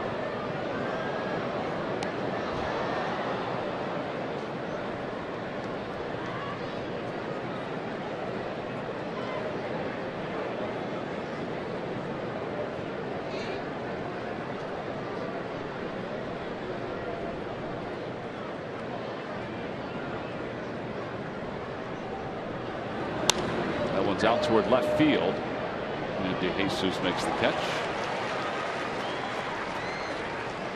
One out here in the fifth.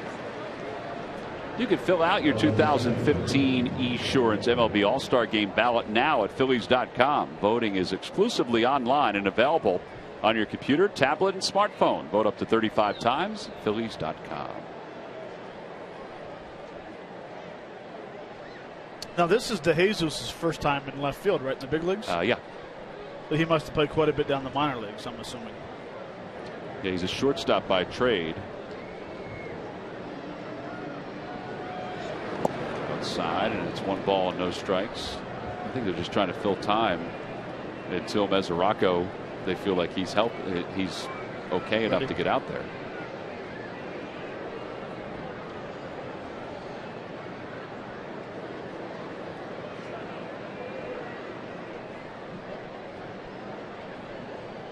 We were in Philadelphia. They said that Brendan Bosch was going to be playing left field most of the time, but it's really been Schumacher who's been playing left field most of the time.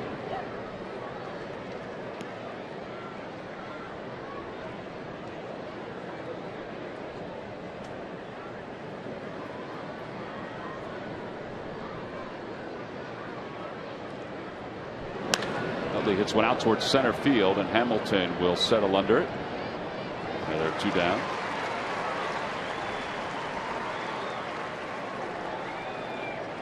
And that'll bring Ryan Howard up to the plate.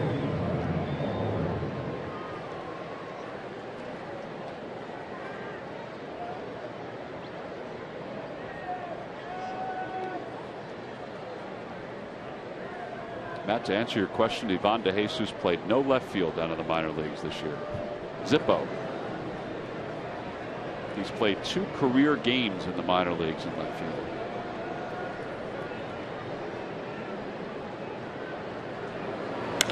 Howard hits it into the shift, and Cozart, the shortstop, will make the play. 6-3 on the putout.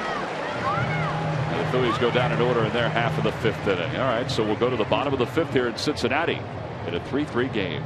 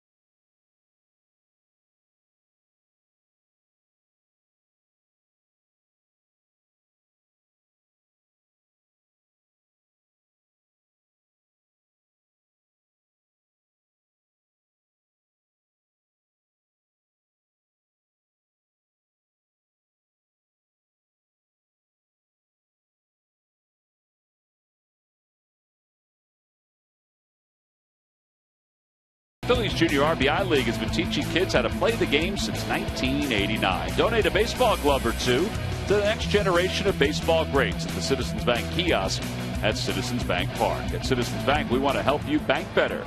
So the next time you have a question about money, don't keep it to yourself. Ask a citizen.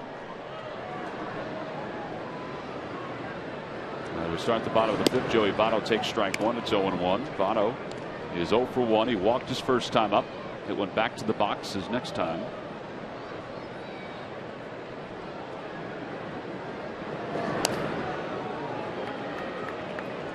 I was looking all around to see where that ball went. I'm looking up in the air. I'm looking on the ground, and it's in front of Carlos Ruiz.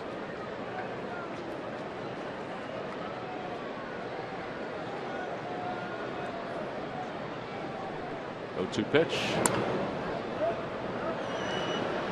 Looked like he was just trying to make some contact there. 3 unassisted and 1 away here in the bottom of the fifth. He was right in defensive mode. Sure was. Choke up, bent over at the upper body. Just make contact. Is that a Canada thing?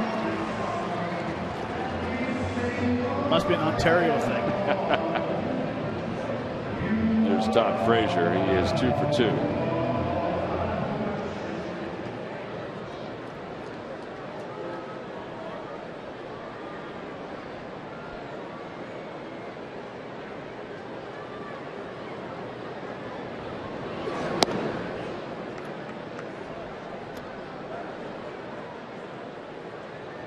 Reds selected Frazier out of Rutgers University.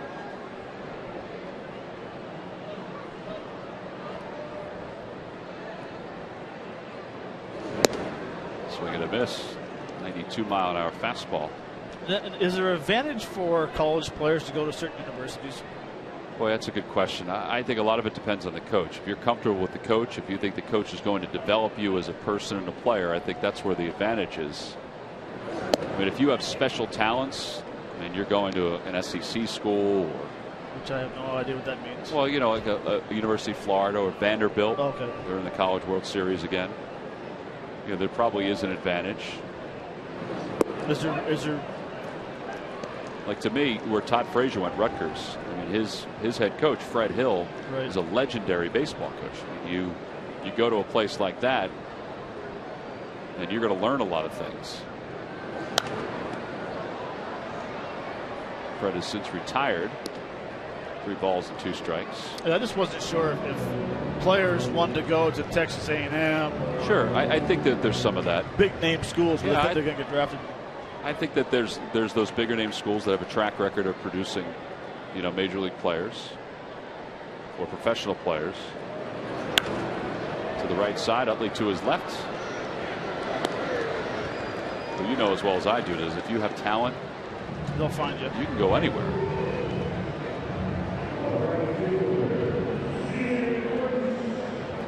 There's Jay Bruce, who has struck out twice.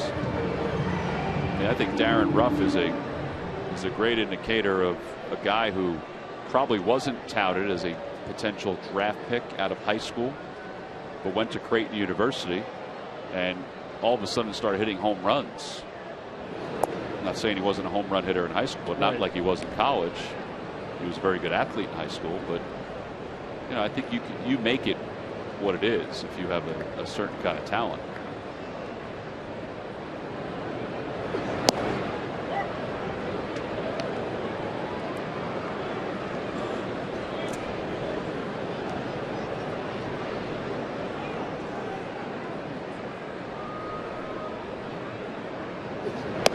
Ball spins him away. 2-1.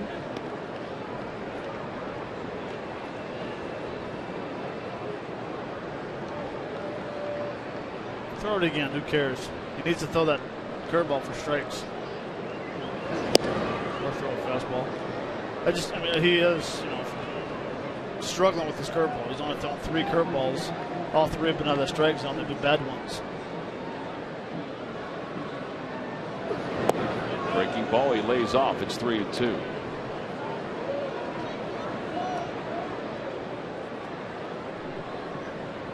Zach Cozart's on deck.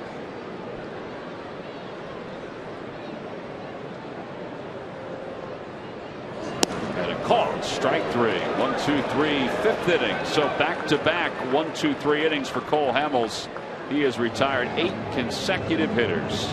Jay Bruce with a few words for Brian Gorman. Boy, that looked like a really good pitch. I think he was just fooled on it. We'll go to the 6th.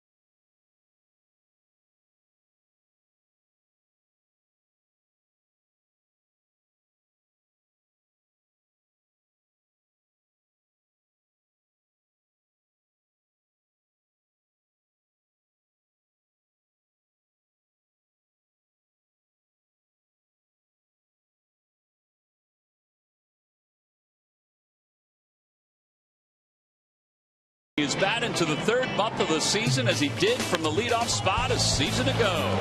Tough times at the plate in April turned into productive results in May. Back at the top of the order, Ben sets the table and sets the pace for a Phil's offense looking for a burst of energy. He's moved from center field to left and over to right. He's delivering from all corners of the outfield. And it's brought to you by Independence Blue Cross. Live fearless. Well, we go to the top of the 6th inning. Maikel Franco will start it off, and he hits one right back through the middle for his 3rd hit of the night. That's going to hop his average up close to 280. Well, and basically it is a hitting clinic. Base hit to left field, double to right field, base hit up the middle. First pitch, fastball away. Stays through it, which is nice. Instead of hooking it to third base. It's another base hit up the middle. 278 his average is up to. Draws the throw. Cody Ashley's up.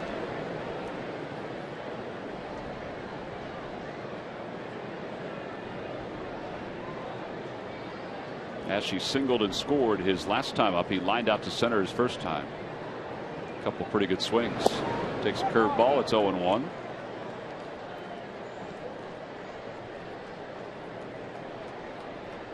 Toyota Major League Scoreboard. The Blue Jays lead the Marlins 8-2. Giancarlo Stanton has a home run and 2 RBIs. I wonder how far that one went.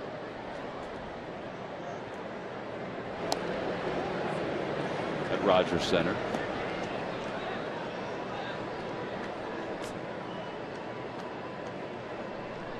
Pretty good poke.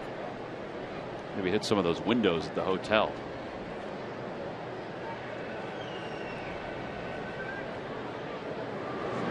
Outside and low. 1 ball, 1 strike. What was it? 210? 210 meters. You're gonna make us Google it again. Everything's measured in. It is. 2-1. I'm gonna have a field day in Toronto this year. Oh. We're gonna need the SAP button for our French. Yeah. 78 pitches so far for Leake.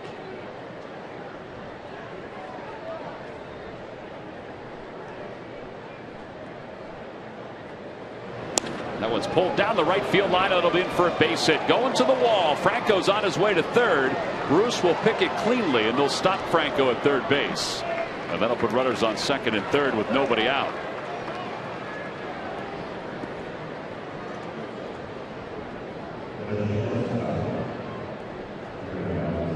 The last 2 base hits that Cody Ashley has had, it's a swing through the zone with a purpose. Instead of trying to make the contact, he's actually having some power behind the swing and driving the ball, which is nice to see. That's why I'm still a firm believer he's a guy who's capable of hitting 20 home runs in the league. Yeah, the swings tonight, he's had some very good swings tonight. Here's Galvis, 1 for 2, singled his first time up.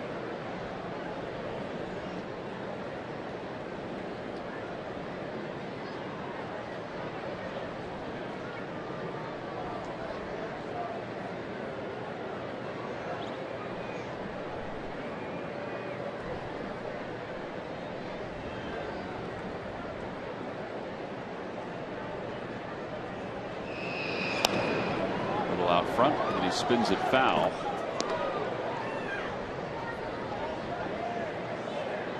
Well, this is a situation where you got second, third, none out. Your job is to hit a ball to the right side of the infield. All right, get him over, get him in. The problem is that where you see Votto right now, that's where he's starting. He starts to creep in. He has a strong enough arm knowing that he can throw to home plate. So you, as a runner, for Franco, has to make sure that, one, if the ball's hit extremely hard to first base, he's not going just because it's the right side. He cannot hesitate.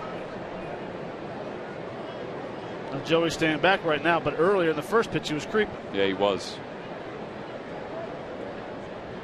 Just saw Nate Adcock warming up in the bullpen for the Reds. The 0-2 pitch. It's a foul. Reds added Adcock when they sent Jumbo Diaz down. Thinks Pete's going over to third base, reminded Franco that right side of the infield, you need a better secondary lead.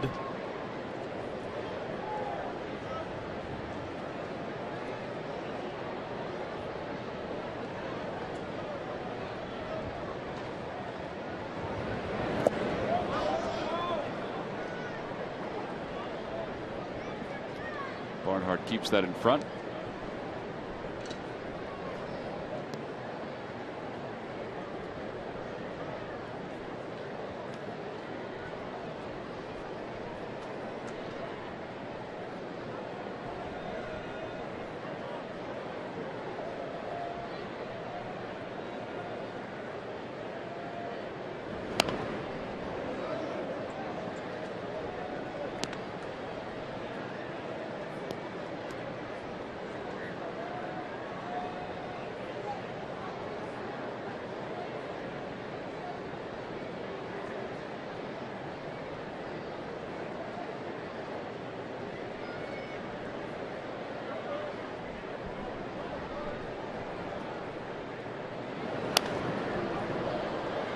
Votto will give this a look. It should be back in the seats, so some new life for Freddie Galvis. And now a meeting out by the mound between Barnhart and Leake. You have Ruiz on deck. If they get Galvis out here, are they going to go after Ruiz, or are they going to? Well, I guess they would. Not necessarily. They might not walk him intentionally, but they may not give him anything clean. Exactly. And that one just missed. 2-2. See, things are going better for Freddie.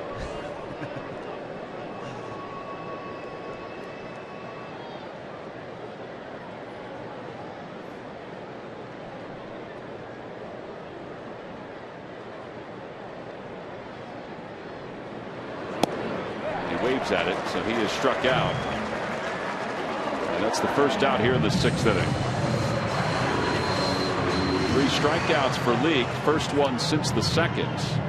And here's Ruiz, who came up with a big 2-run single his last time up, and they're going to walk him intentionally.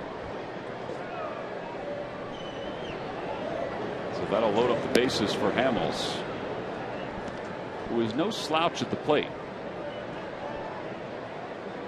But the Reds, I guess, feel like they can get him to maybe hit one on the ground. They can turn a double play. Or strike him out. Or strike him out and go after Revere.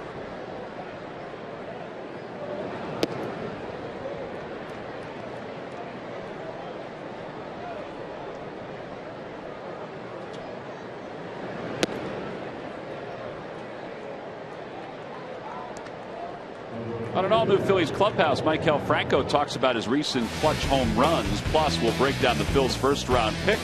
And we've got the best moments from the annual Phillies Festival to strike out ALS. Watch Phillies Clubhouse presented by Mercedes-Benz tonight at 11 right here on Comcast Sportsnet.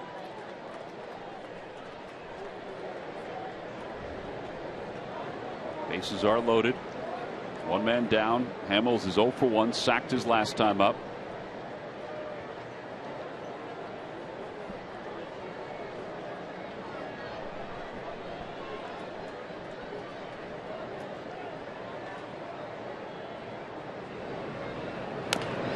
That one off his foot.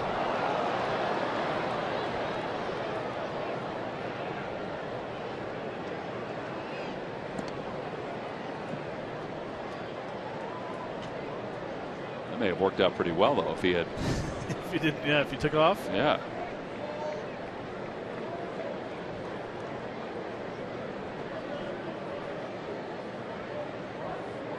I think it's funny. Barnhart just asked him where the ball hit the bat, and Cole just showed him.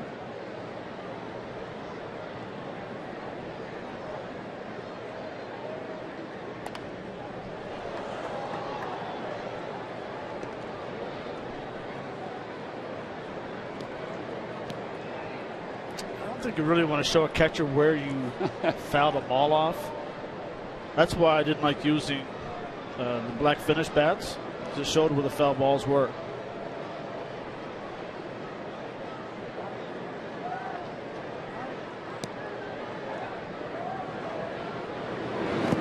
Miss.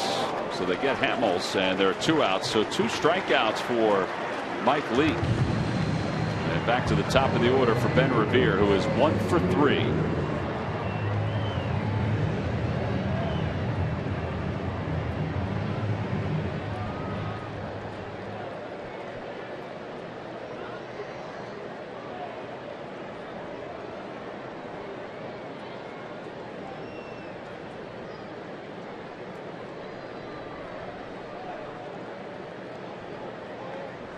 Did a huge 2-0 knock right here. Big time. Revere led off the game with that double back in the first. That was his 9th double of the year.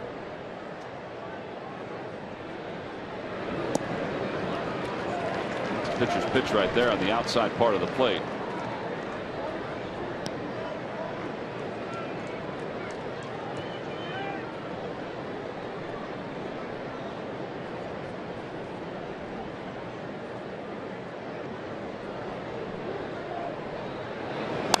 Ground ball to first and fielded by Bono. Flips underhand to Leake, and the inning is over. So the Phils get the first 2 base runners aboard and then eventually load up the bases but do not score. They leave 3.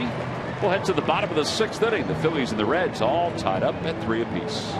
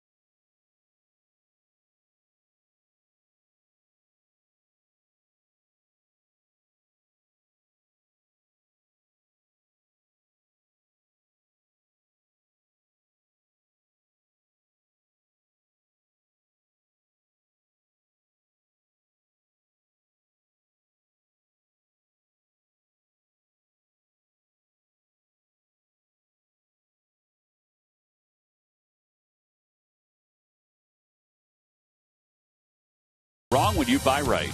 Buy Nissan. Choose Nissan today for great offers on our most exciting lineup ever. Shop Nissan.com.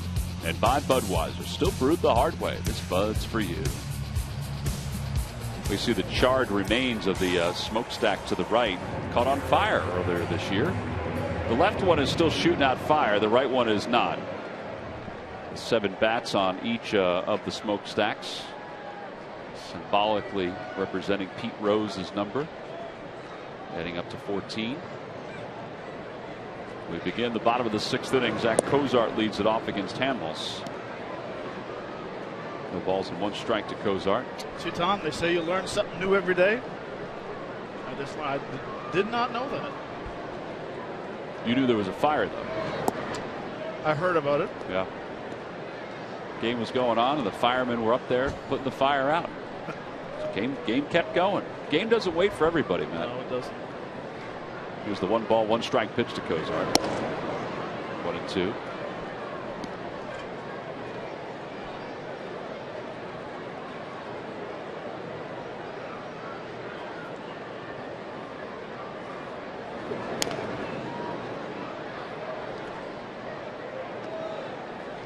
Cozart tonight is doubled home run. He's also fly to center.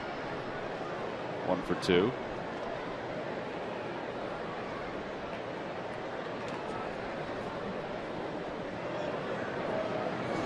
There's a liner out toward left field, and Ashe will play it on a hop.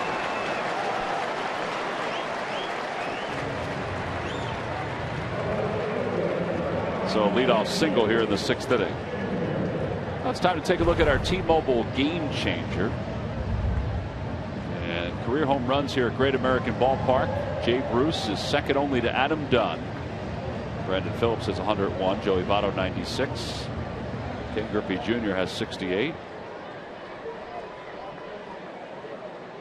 Votto's right on Brandon Phillips' heels, and don't think he doesn't tell him about that.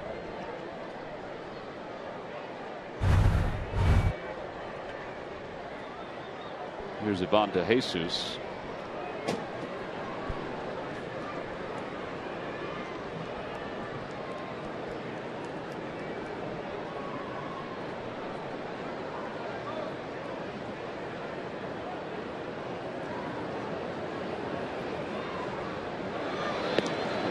First, Cozart's back.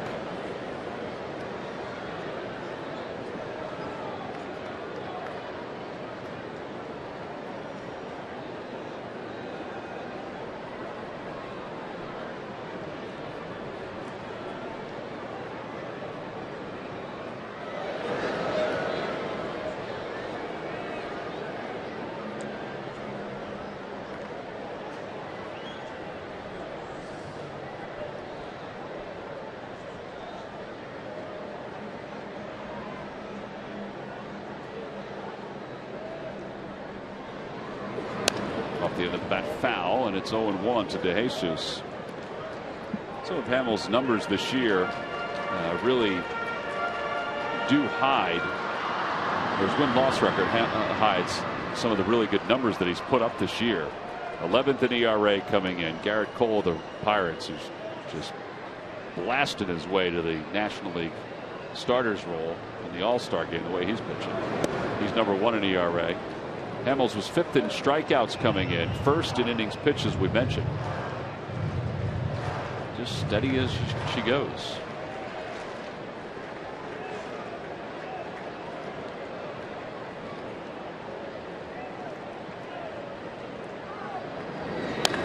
That one's in the air to left field. That is hit a ton, and it is gone. A 2-run home run for Ivan De Jesus Jr.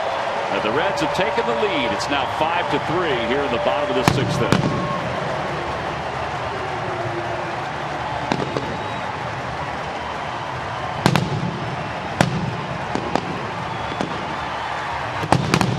Man, did he turn on that inside pitch. Wow.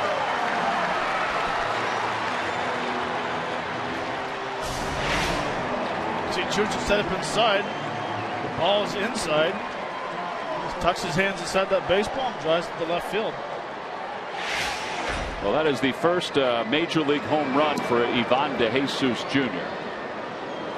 His other games that he's played with the Dodgers in 2011, 2012, with the Red Sox in 2012, never resulted in a big league home run. Well, there it is.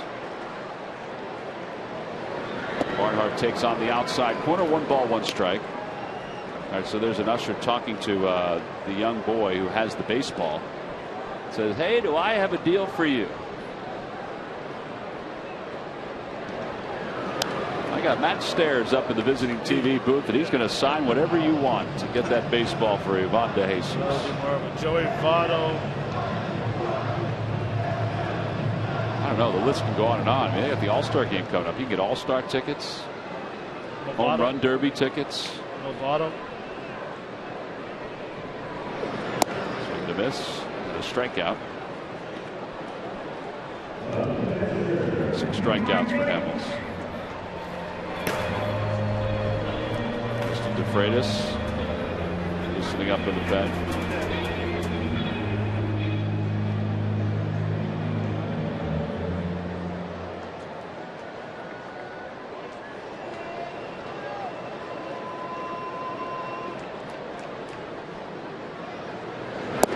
Miss, and it's 0-1.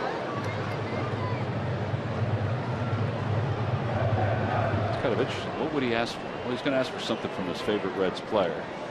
I'd ask for All-Star tickets. I'd ask for Home Run Derby tickets. Why not? You're not getting that. Why? Because that ball's not that important. It's the man's first major league home run. So what? You can grab any baseball out of that bag down there, sign it, Cole Hamels, the date, the time you hit it, the pitch. Disappointed that you're not feeling sentimental about this. There's a single to center field.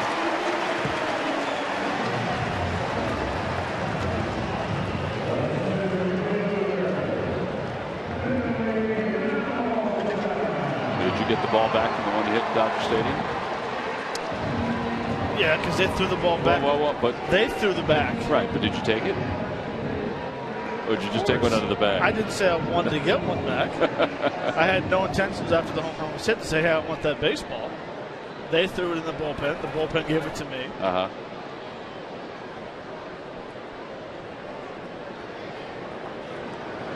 Billy Hamilton hits the first pitch foul. It's 0-1. Is it on a mantle somewhere? It was actually stolen. What? Yep. When my house was broken into, all that stuff, all the memorabilia was stolen. The 3 things I got back was the home run against the Dodgers, my 23rd pinch hit home run record ball, and my 100th pinch hit ball. So I got it back. So where is it now? I'm not telling you. Someone might break in. No. I was going to have Murph go down to the ball bag and make sure he found a baseball that had Bud Selig's name on it. No, I have it on the dresser. No balls and 2 strikes to Hamilton. Swing and a miss. Gets him with a curveball. 7 strikeouts for Hamels.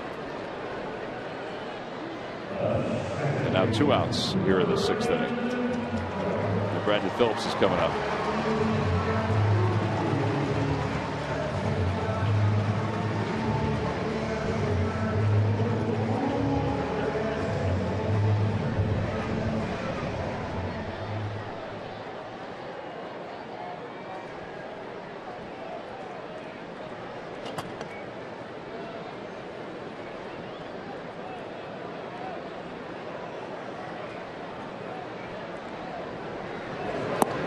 Miss Phillips, and it's no balls and 1 strike. He brought him to a knee.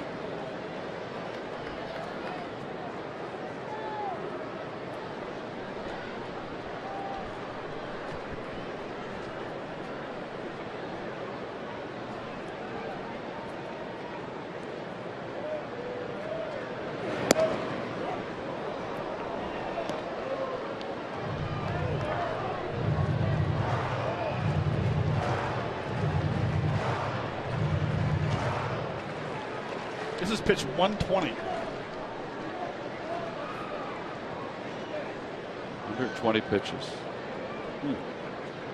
He's got the extra day on Thursday. That one's out toward right center field, and Odubel Herrera will make the catch. And the inning is over. So Hamels' day is probably done with that last pitch there. 2-run score and the 2-run home run by Ivan De Jesus of all people. It's a 5-3 Reds lead.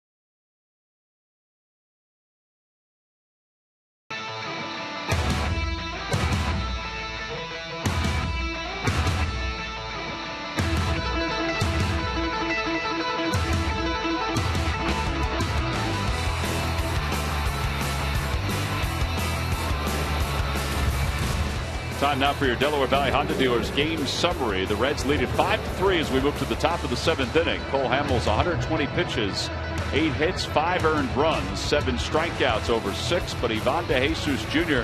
his first big league home run. And that's the difference right now. The 2-run shot as we go to the top of the 7th inning. Manny Parra will take over for Mike Leake, who goes 6. He allows 9 hits and 3 runs. 2 of those runs earned. And Parra will face Odubel Herrera, Chase Utley, Ryan Howard, lefty on lefty.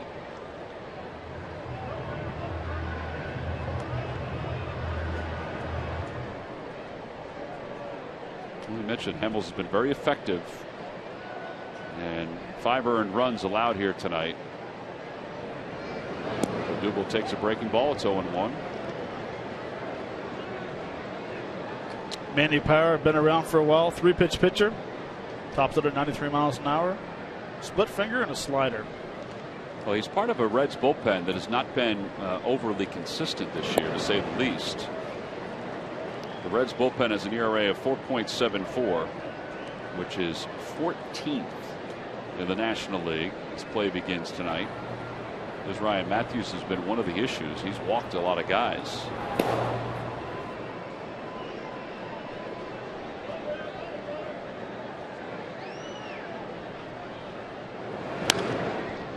Toward the hole. Frazier cuts it off and throws out Herrera.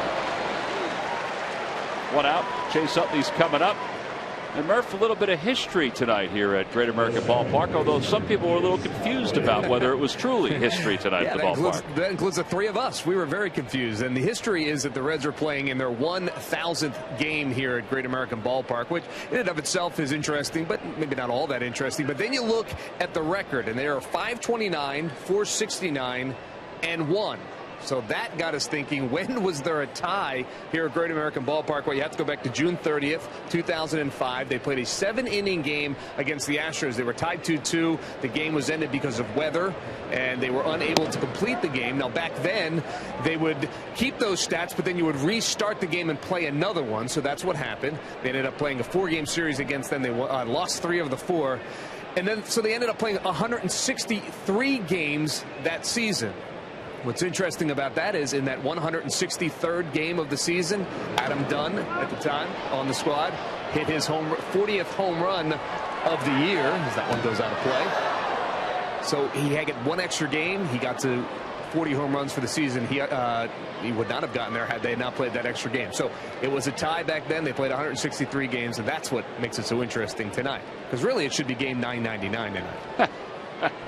That's the way it works. Yeah, we said people all over the ballpark look at Chris Welch, who does the TV for the Reds, was intrigued by it. He goes, I like that so much I may even use that on my telecast. So he went around looking for the exact information. He said, I know I was here. I know I should remember what it was. As Utley punches that one to Phillips in second. He's retired for the 4th time tonight. 4-3 on the putout. 2 outs. Yeah, the times have changed. No longer do you have games like that.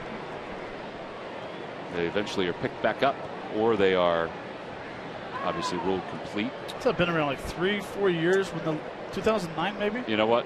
We were talking about that today. It's at least 09. It might be even a little bit before that.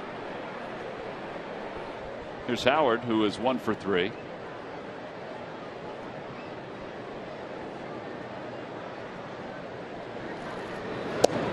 Outside, 1 ball, no strikes.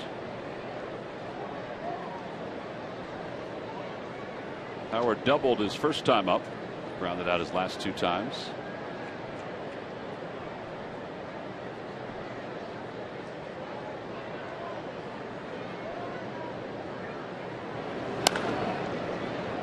While we were doing that research, Murph was up here and we were talking about that earlier.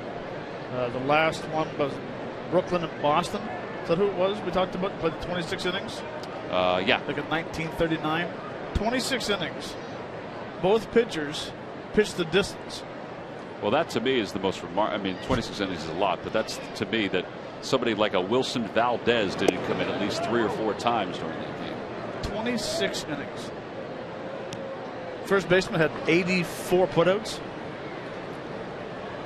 Don't we figure, Murph, that and the game lasted like 3 hours and 20 minutes. Yes, but, you know, what's funny, I mean, that game ended in a tie. So they played 26 innings, and they still couldn't finish the thing. It ends in a tie. At 1-1. Yeah, 1-1 after 26. It was a different game back then, I have a feeling. A little bit. I'm thinking there was no fences. I'm not sure they played with a ball. It may have been a weighted baseball. Then those pitchers were going to have pretty long arms at the end of 26 innings. Yeah, that's true. 2 balls, 2 strikes to Howard. Swing and a miss. Howard is struck out. So Parra comes in to get the 3 lefties, and that's exactly what he does. He gets all 3. He retires the side in order. Middle of the 7th, time to stretch. Joey Votto will lead it off when we come back.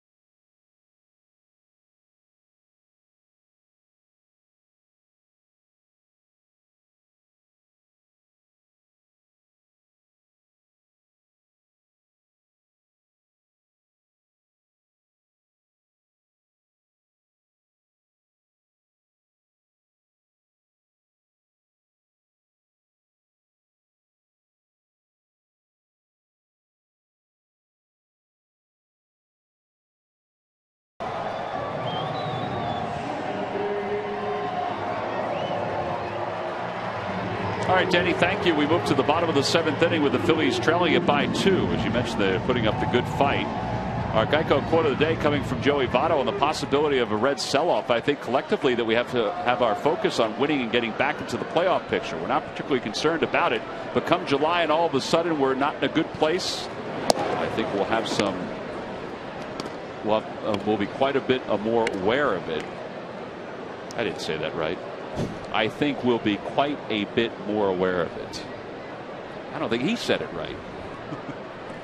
So Votto will lead things off here. He's 0 for 2. 1 ball, 1 strike. Jeff Francoeur takes over at right field, part of a double switch. DeFreitas, or Revere moves from right field to center field. And DeFreitas is the new pitcher.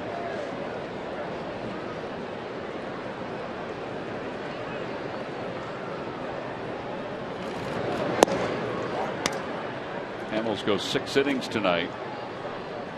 See DeFreitas' numbers: 27th game, 0-1, a 3.71 ERA. Goes 6 innings tonight. Probably one of the key moments was when he batted in the top of the 6th inning with the bases loaded. He wound up striking out, and then Ben Revere grounded out to end that threat. And then Hamels gave up the 2-run home run as Votto was struck out to give the Reds the lead.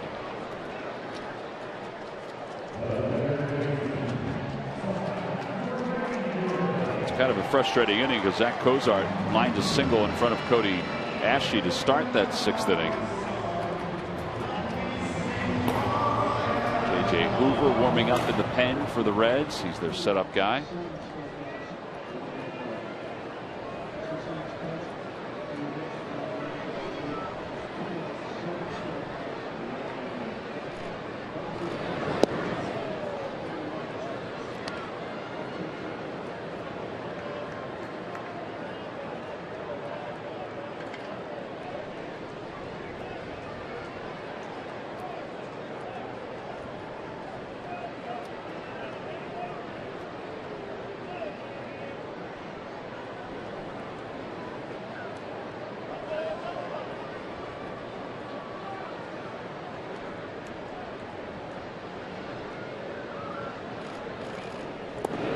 0-2.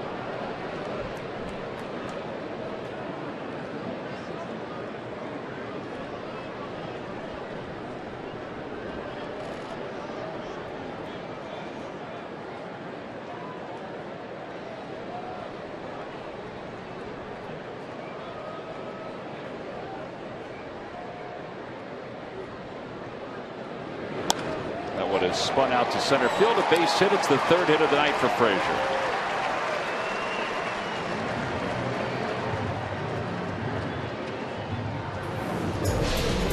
Well, it's time now for a Hyundai defensive play of the game. Comes back in the fourth inning. Freddie Galvis. It's a hard ground ball to Joey Votto. Wouldn't allow Franco to score. And then all of a sudden they're in that big pickle of the rundown. Joey Votto with the final play. That's the key right there. So on a strike to the catcher, running him hard, giving the ball up, running him hard, giving it up, and then it's an easy out. Brought to you by your local Hyundai dealers. They really haven't had anything else beyond that. Votto had that other play that was phenomenal, and the ball hit by Howard, but that was a key one because the Phils were threatening. They've threatened a few times here tonight, but haven't been able to get that base hit to bust it open. One the play that Joey Votto made versus Howard. Saved a run as well. It's true.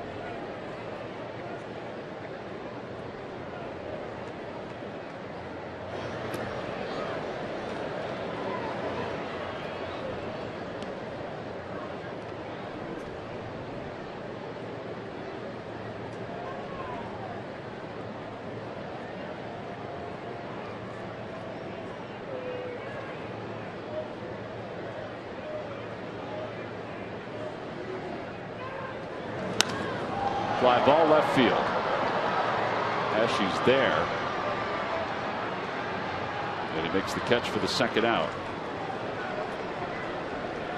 So at a Major League scoreboard, Padres trail the Braves 3-1 in the bottom of the seventh. Freddie Freeman's been red hot. He has 2 more hits tonight. The Braves are 3 games back of the Mets in the National League East. The Padres, meanwhile, are 3.5 games behind the Dodgers. And Padres are at 500 at 29-29.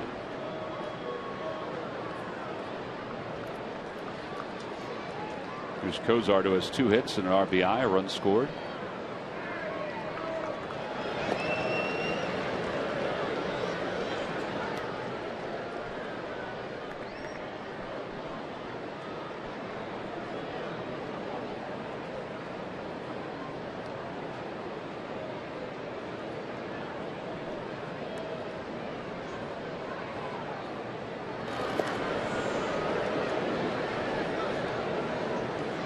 Trying to figure out why the league is pitching to Freddie Freeman At this point. And nothing against Marquez, who's sitting behind him. He's hitting 296. No home runs. Yeah, Freeman is their big threat. He's got 10 home runs already. Frazier didn't even take a step off the bag, and the throw came over.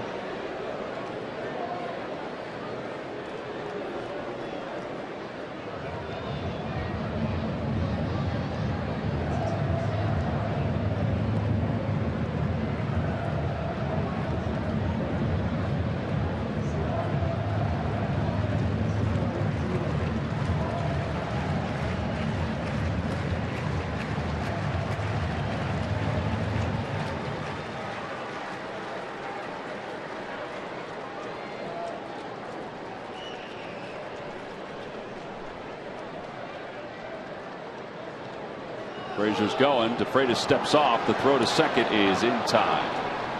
At the side is retired. So that's the reason why they kept on throwing over and over and over, because he had a walk-in lead and he was trying to sneak up on it, so he steals second base.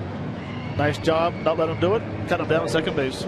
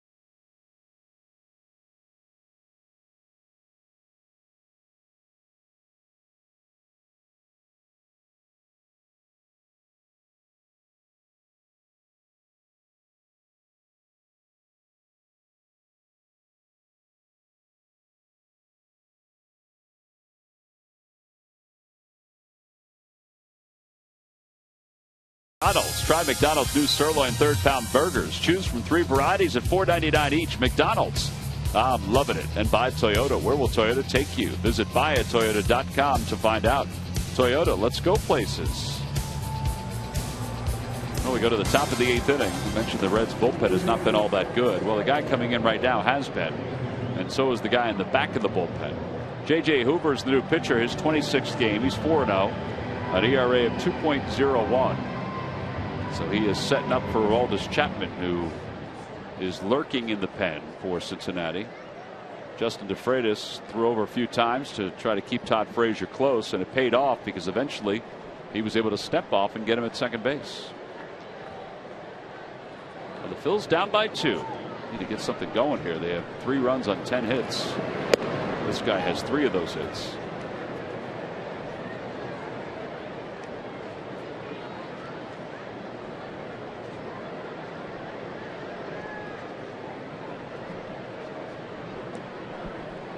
Hoover has a very good arm. Tops out at 95 miles an hour. Slider, change, and a curveball.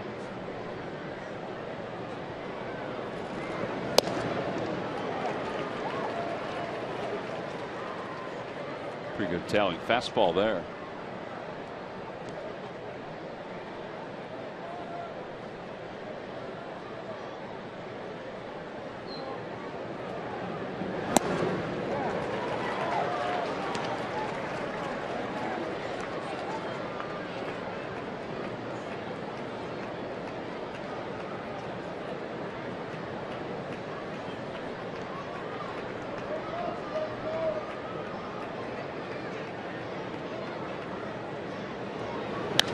Out towards center field. Hamilton backpedaling, and he makes the catch. One away. Cody Ashley's coming up. Thursday, July 30th, relive the history of the Phils at our 6th annual Phillies Alumni Luncheon. We'll recognize Pat Burrell will be inducted into the Phillies Wall of Fame on July 31st. Enjoy lunch at the Diamond Club, photos with the 80 and 08 World Series trophies, optional tour of Citizens Bank Park, and a number of surprise guests. On sale now at Phillies.com or the tickets. Phillies.com/alumni luncheon. No balls and 1 strike to Ashe. Ashe's 2 for 3, doubled his last time up. Brandon Phillips, the 4-time Gold Glover, will throw him out. 6 pitches, 2 outs.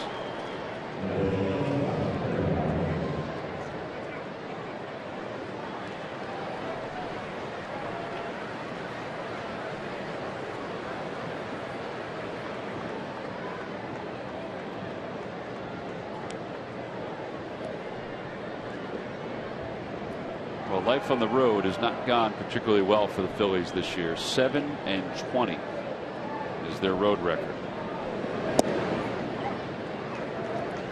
If you glance around Major League Baseball at some of the other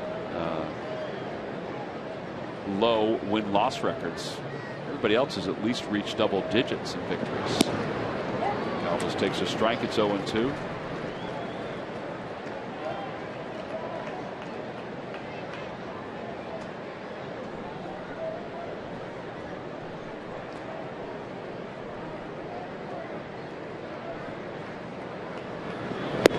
High, 1 ball, 2 strikes.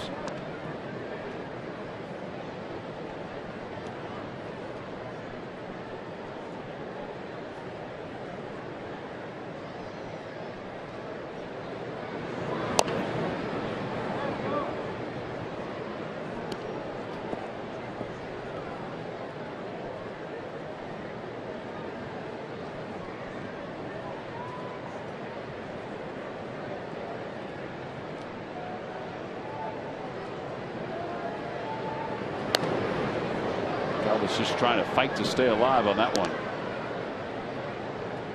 And it remains 1 ball and 2 strikes. That's what you do as a hitter when you're not feeling great at home plate. You battle. You keep on fouling some pitches off because they'll take 1 swing to lock you back in.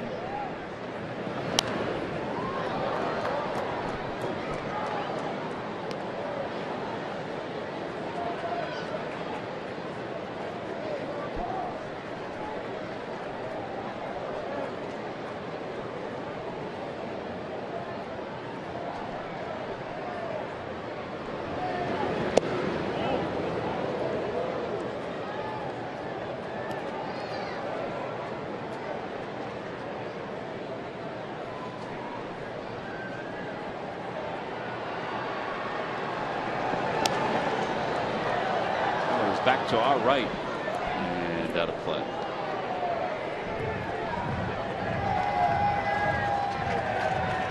Reds bullpen has thrown the second most innings this year.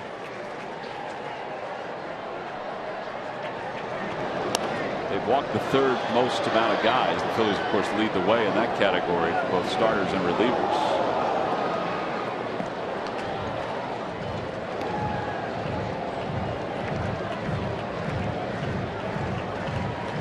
Brian Price, in his second year since taking over for Dusty Baker, one of the best pitching coaches the game had for quite some time. They've made some changes over the last couple of days to that bullpen to try to shore it up.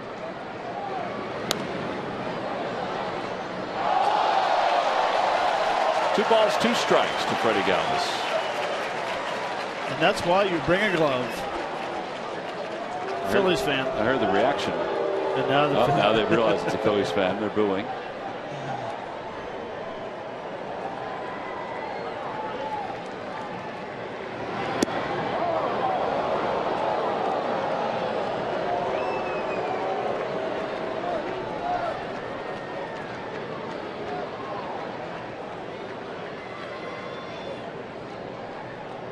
Three-two pitch to Galvis. And a liner caught by Joey Votto. He'll run it to the bag anyway.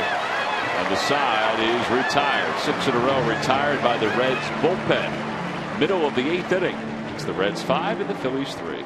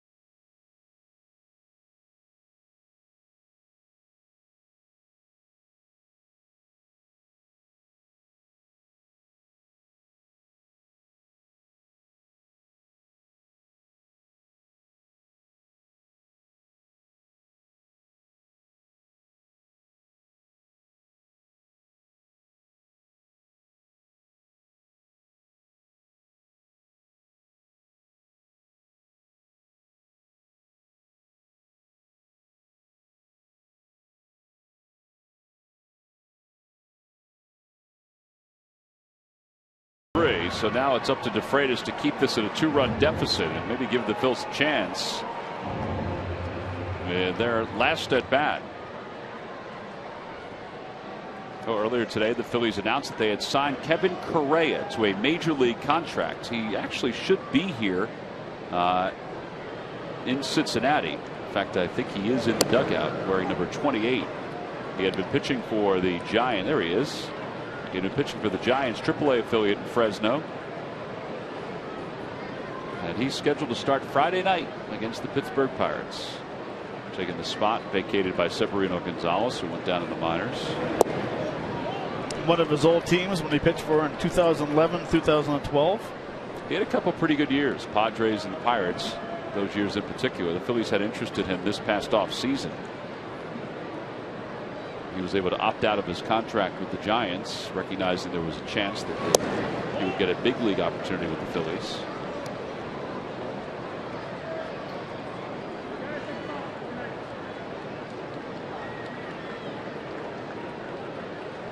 Two balls, one strike to Cozart.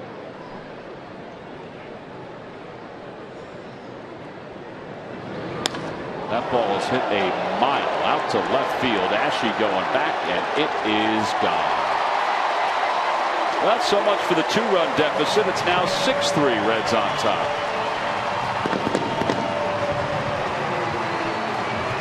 Ozark's just a triple away from the cycle. He's had himself a nice night.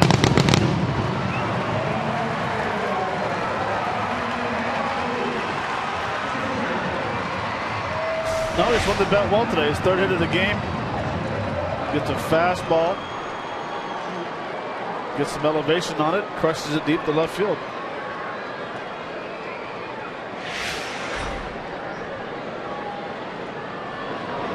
There's De Jesus who takes the ball. It's 1-0.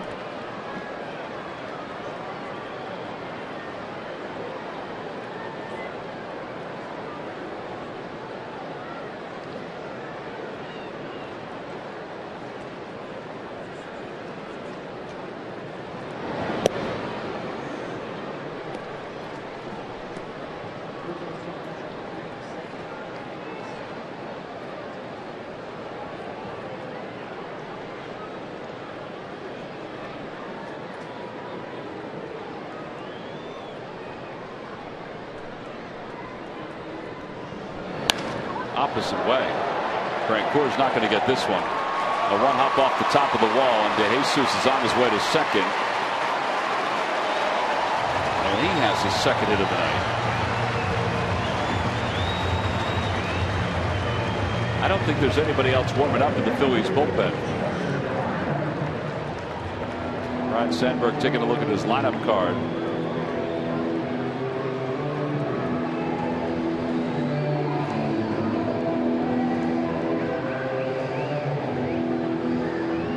Every time the Phillies pitchers retire, the opposition 1-2-3, which Hamels did twice tonight. Comcast will make a contribution to Phillies charities. Phillies baseball is brought to you by Xfinity, the official entertainment provider of the Philadelphia Phillies.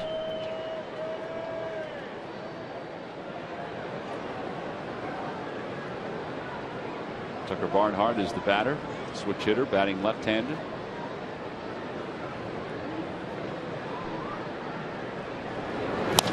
Ground ball right side, picked up by Howard. Looks to the Freitas covering. Runner goes to third, 3-1 on the putout.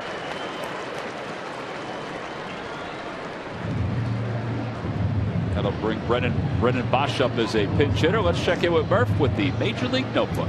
All right, thanks a lot, Tom. Presented by St. Joseph's University. And Tampa Rays pitcher Chris Archer added some hardware this week to his collection. He was named American League Player of the Week. He was 2-0 with an ERA of 0.60. How about 26 strikeouts in 15 innings and no walks? That will get you the award for sure. And how about this? The Kansas City Royals are dominating the All-Star voting as it stands right now in the American League. In fact, the top 4 vote getters in all the league are Kansas City Royals. Salvador Perez, Lorenzo Cain, Mike Moustakas, and Alcides Escobar are the top 4 vote getters in all of the American League. And then 3 other Kansas City Royals lead the vote at their position.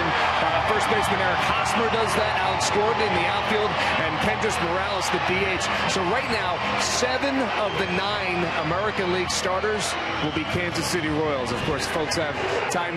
July the 2nd is the final vote, so that could change, but that is a dominating performance by those Kansas City Royals. I would say it is dominating, and you don't vote at the ballpark anymore with the ballots. You can vote like we talked about with the iPad. All right, out of all these, the surprise has got to be Kendrys Morales. I mean, he's just along for the ride now, isn't he? You would think, but he is having a good year. He is. I think the biggest surprise out of all of that is that Mike Trout is 5th in the All-Star voting overall. He's the first non-Royal to find himself on that list. That will change, I believe. Well, they're running out of time. He's got to make it a competition for the other teams. Brennan Bosch fouls the first pitch away from Freitas. It's 0-1. Trout and Altuve are going to be out on the field saying, we're outnumbered here. I don't know what we should do. Their colored uniforms, the orange of the Astros and the red of the Angels, going to really stand out down on the baseline here in Cincinnati. 0-1 to Bosch.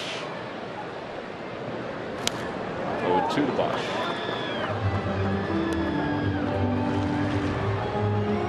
The guy on the right, in case it remains a save situation. The guy on the left,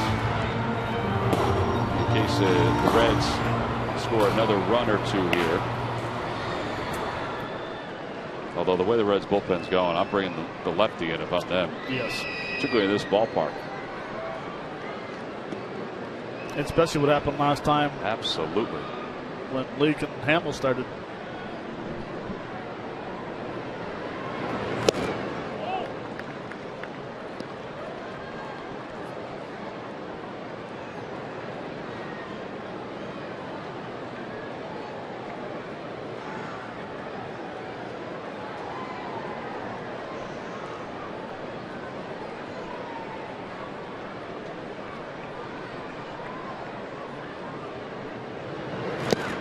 And they get Bosch. Foul tip hung on to by Ruiz, and they're 2 outs. Phillies baseball is brought to you by Budweiser. Budweiser is still brewed the hard way. This Bud's for you. Tom, do you follow soccer at all? You mean football? Football? Soccer. Like World Cup. I know the women won tonight in World Cup action. Did it? Congratulations. 3-1, beat Australia. Oh, that's right. It's not your team. What is Team Canada doing as far as the World Cup goes? Golfing. De Jesus over at third. Apparently voting for all the Royals to get into the All-Star game. Yeah, they have time in their hands. Hamilton shows bunt, takes it back 1-0.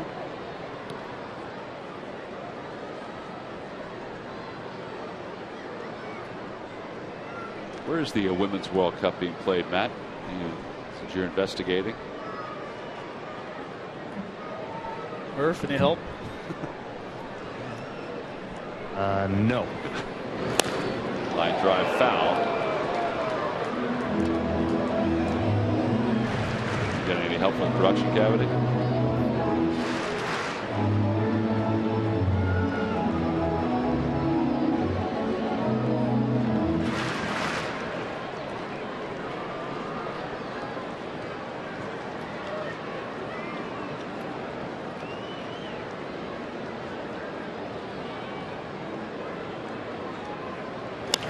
Fly ball right field. Frank Poor waits for it.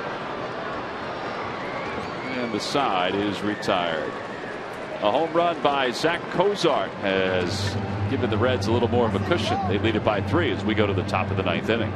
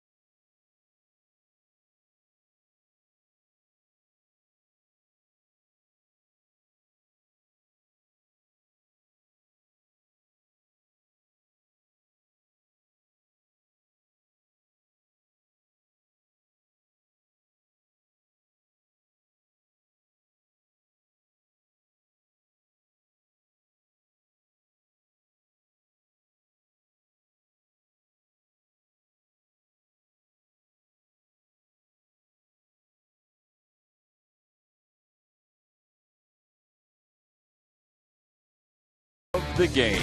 Well, it comes back in the 6th inning. Cole Hamels on the mound.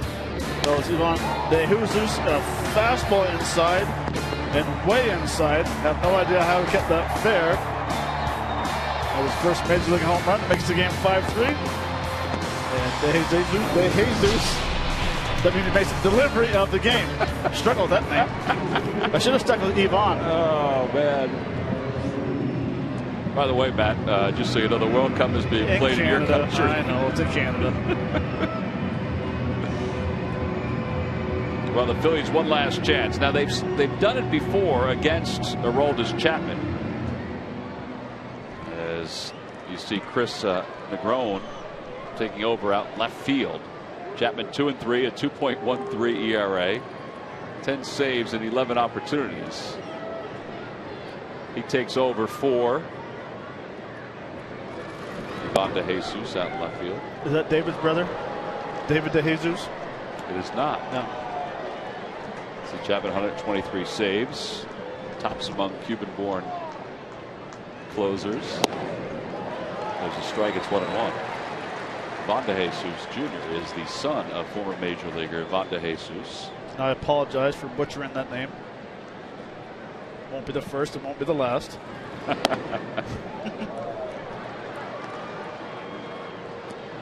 That's right. You know David De Jesus. Yeah, teammate. It's so easy to say David De Jesus. 2-1 to Ruiz. Tried to check his swing. Did he go? Yes, he did. 2 balls, 2 strikes, 99. It'll be Ruiz and then Francoeur, and then top of the order for the Phils.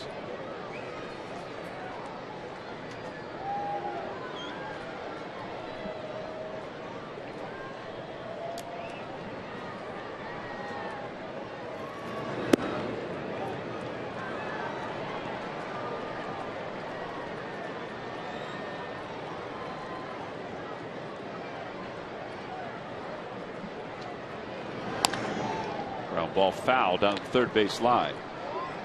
I wonder what the Reds are going to do if they stay out of this race. If somebody like Chapman, because man, he'd be a commodity on the trade market. They could probably get a couple things, even though his contract is winding down.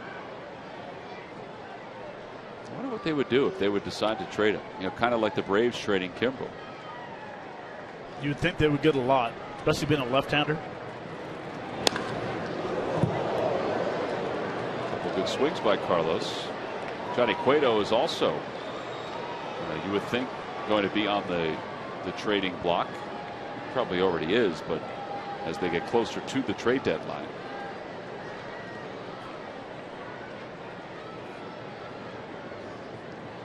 Whatever teams trade for potentially for these 2 guys, they're going to want to probably sign them to long-term deals.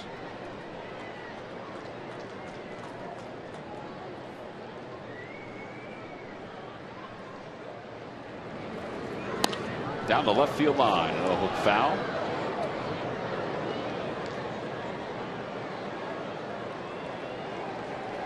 Well, a reminder, we'll be back at it again tomorrow night. Phillies and the Reds, game 2 of this 3-game series, 7 o'clock on Comcast Sportsnet. Aaron Harang against Anthony DeSclafani.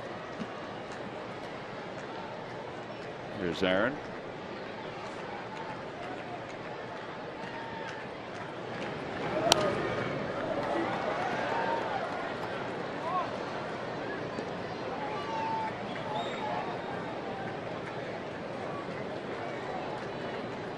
He knows how to pitch in this ballpark.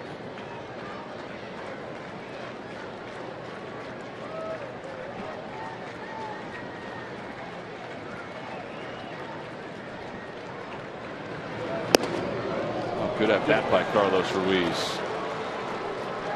That ends a string of 8 in a row retired by Reds pitching, and it brings Francoeur to the plate.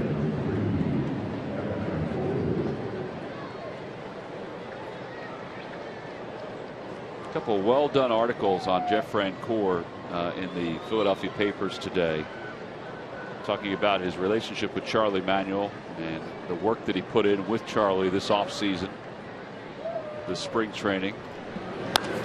Swings to the first pitch and he pops it out toward first. Votto waits.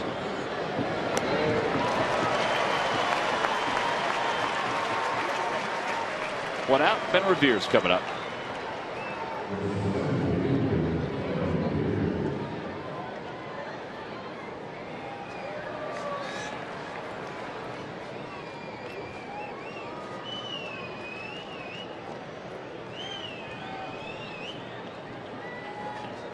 Revere is 1 for 4.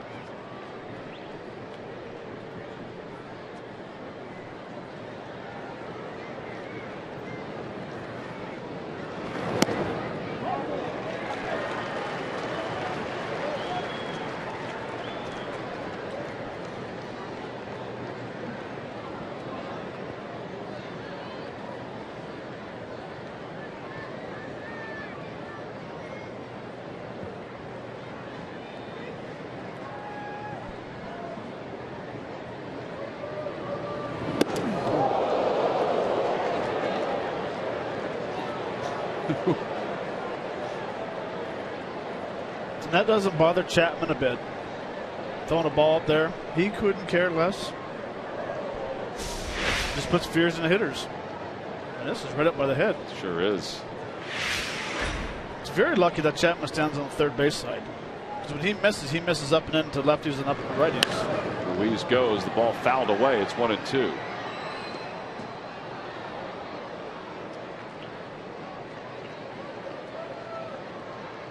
No, I know Chooch, Votto's playing way behind him, but with one out, stay put. Just in case you hit a line drive, it's an ending double play. 2 outs, go ahead.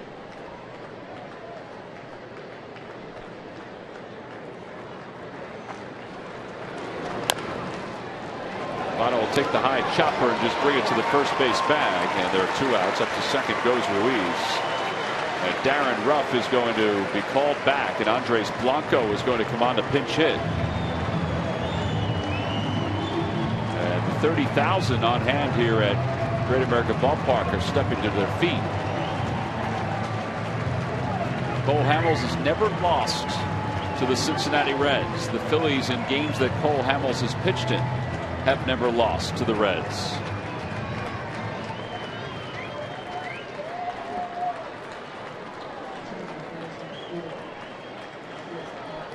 So now Blanco, who's been a very good pinch hitter for the Phillies.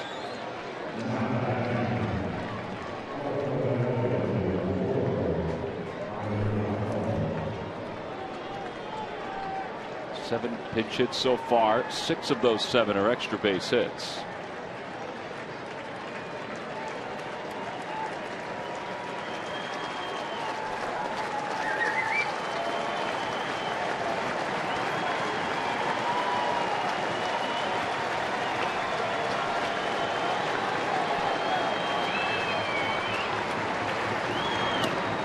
Off the glove of Barnhart. There's not much he can do about that. Ruiz goes to third.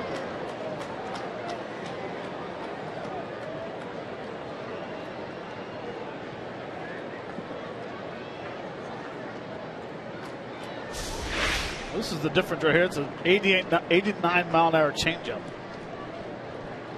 Seriously? Slipped right out of his hand. You throw 102.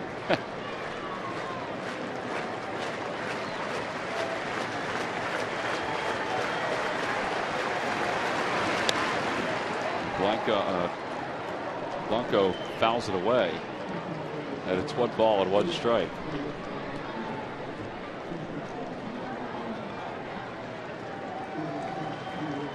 Although YD is a very good fastball hitter.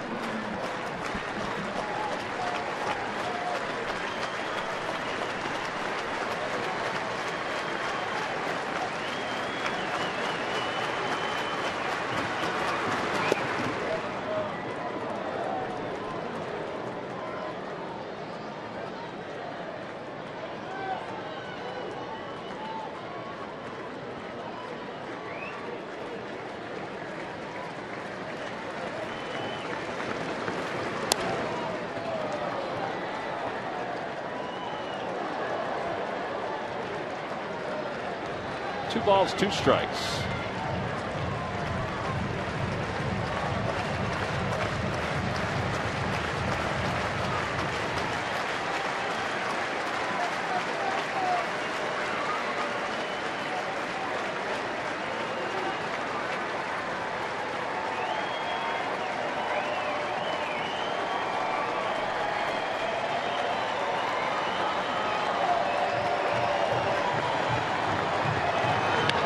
Off the hands, over to third. That's a foul ball.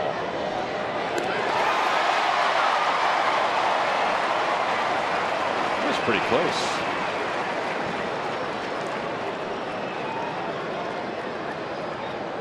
Pretty close to being a fair ball. Yeah, I thought it was. Yeah, I did too. It became the third base umpire's ball once it got past the bag, and he's the one that signaled foul. That's Mark Carlson. I think what it is that you see Chu standing there, and he freezes. He was right on it. Good call. He is one of the best.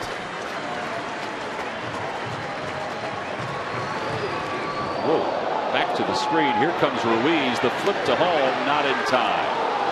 So Carlos scores to make it a 6-4 game, and Chapman, I think, hurt his hand. He just dropped the baseball and takes the slow stroll back to the mound. So it's 6-4. Phillies down by 2.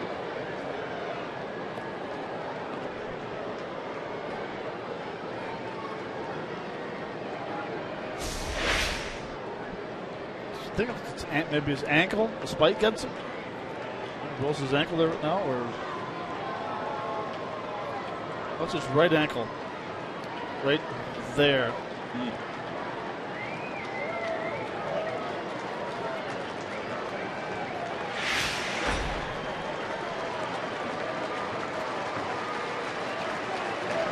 Three balls, 2 strikes to Blanco. Outside, ball 4. So the tying run is coming to the plate.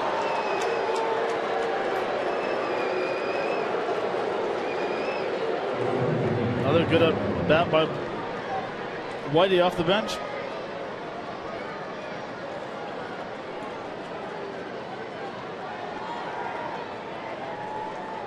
Blanco is over at first, and here comes Chase Utley. Utley is 0 for 4 tonight, 0 for his last 13. Only his 4th career at bat against Chapman.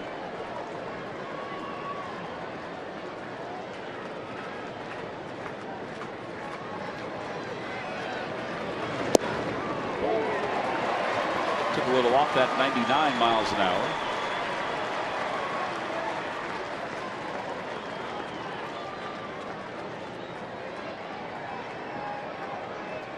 Not real sure why Joey Votto's, and now he's backing up.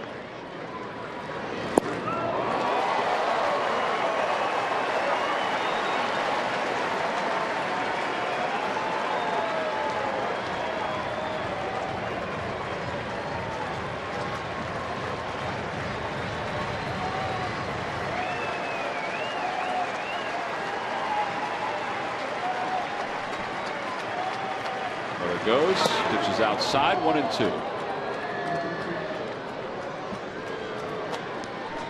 So Blanco's on second base.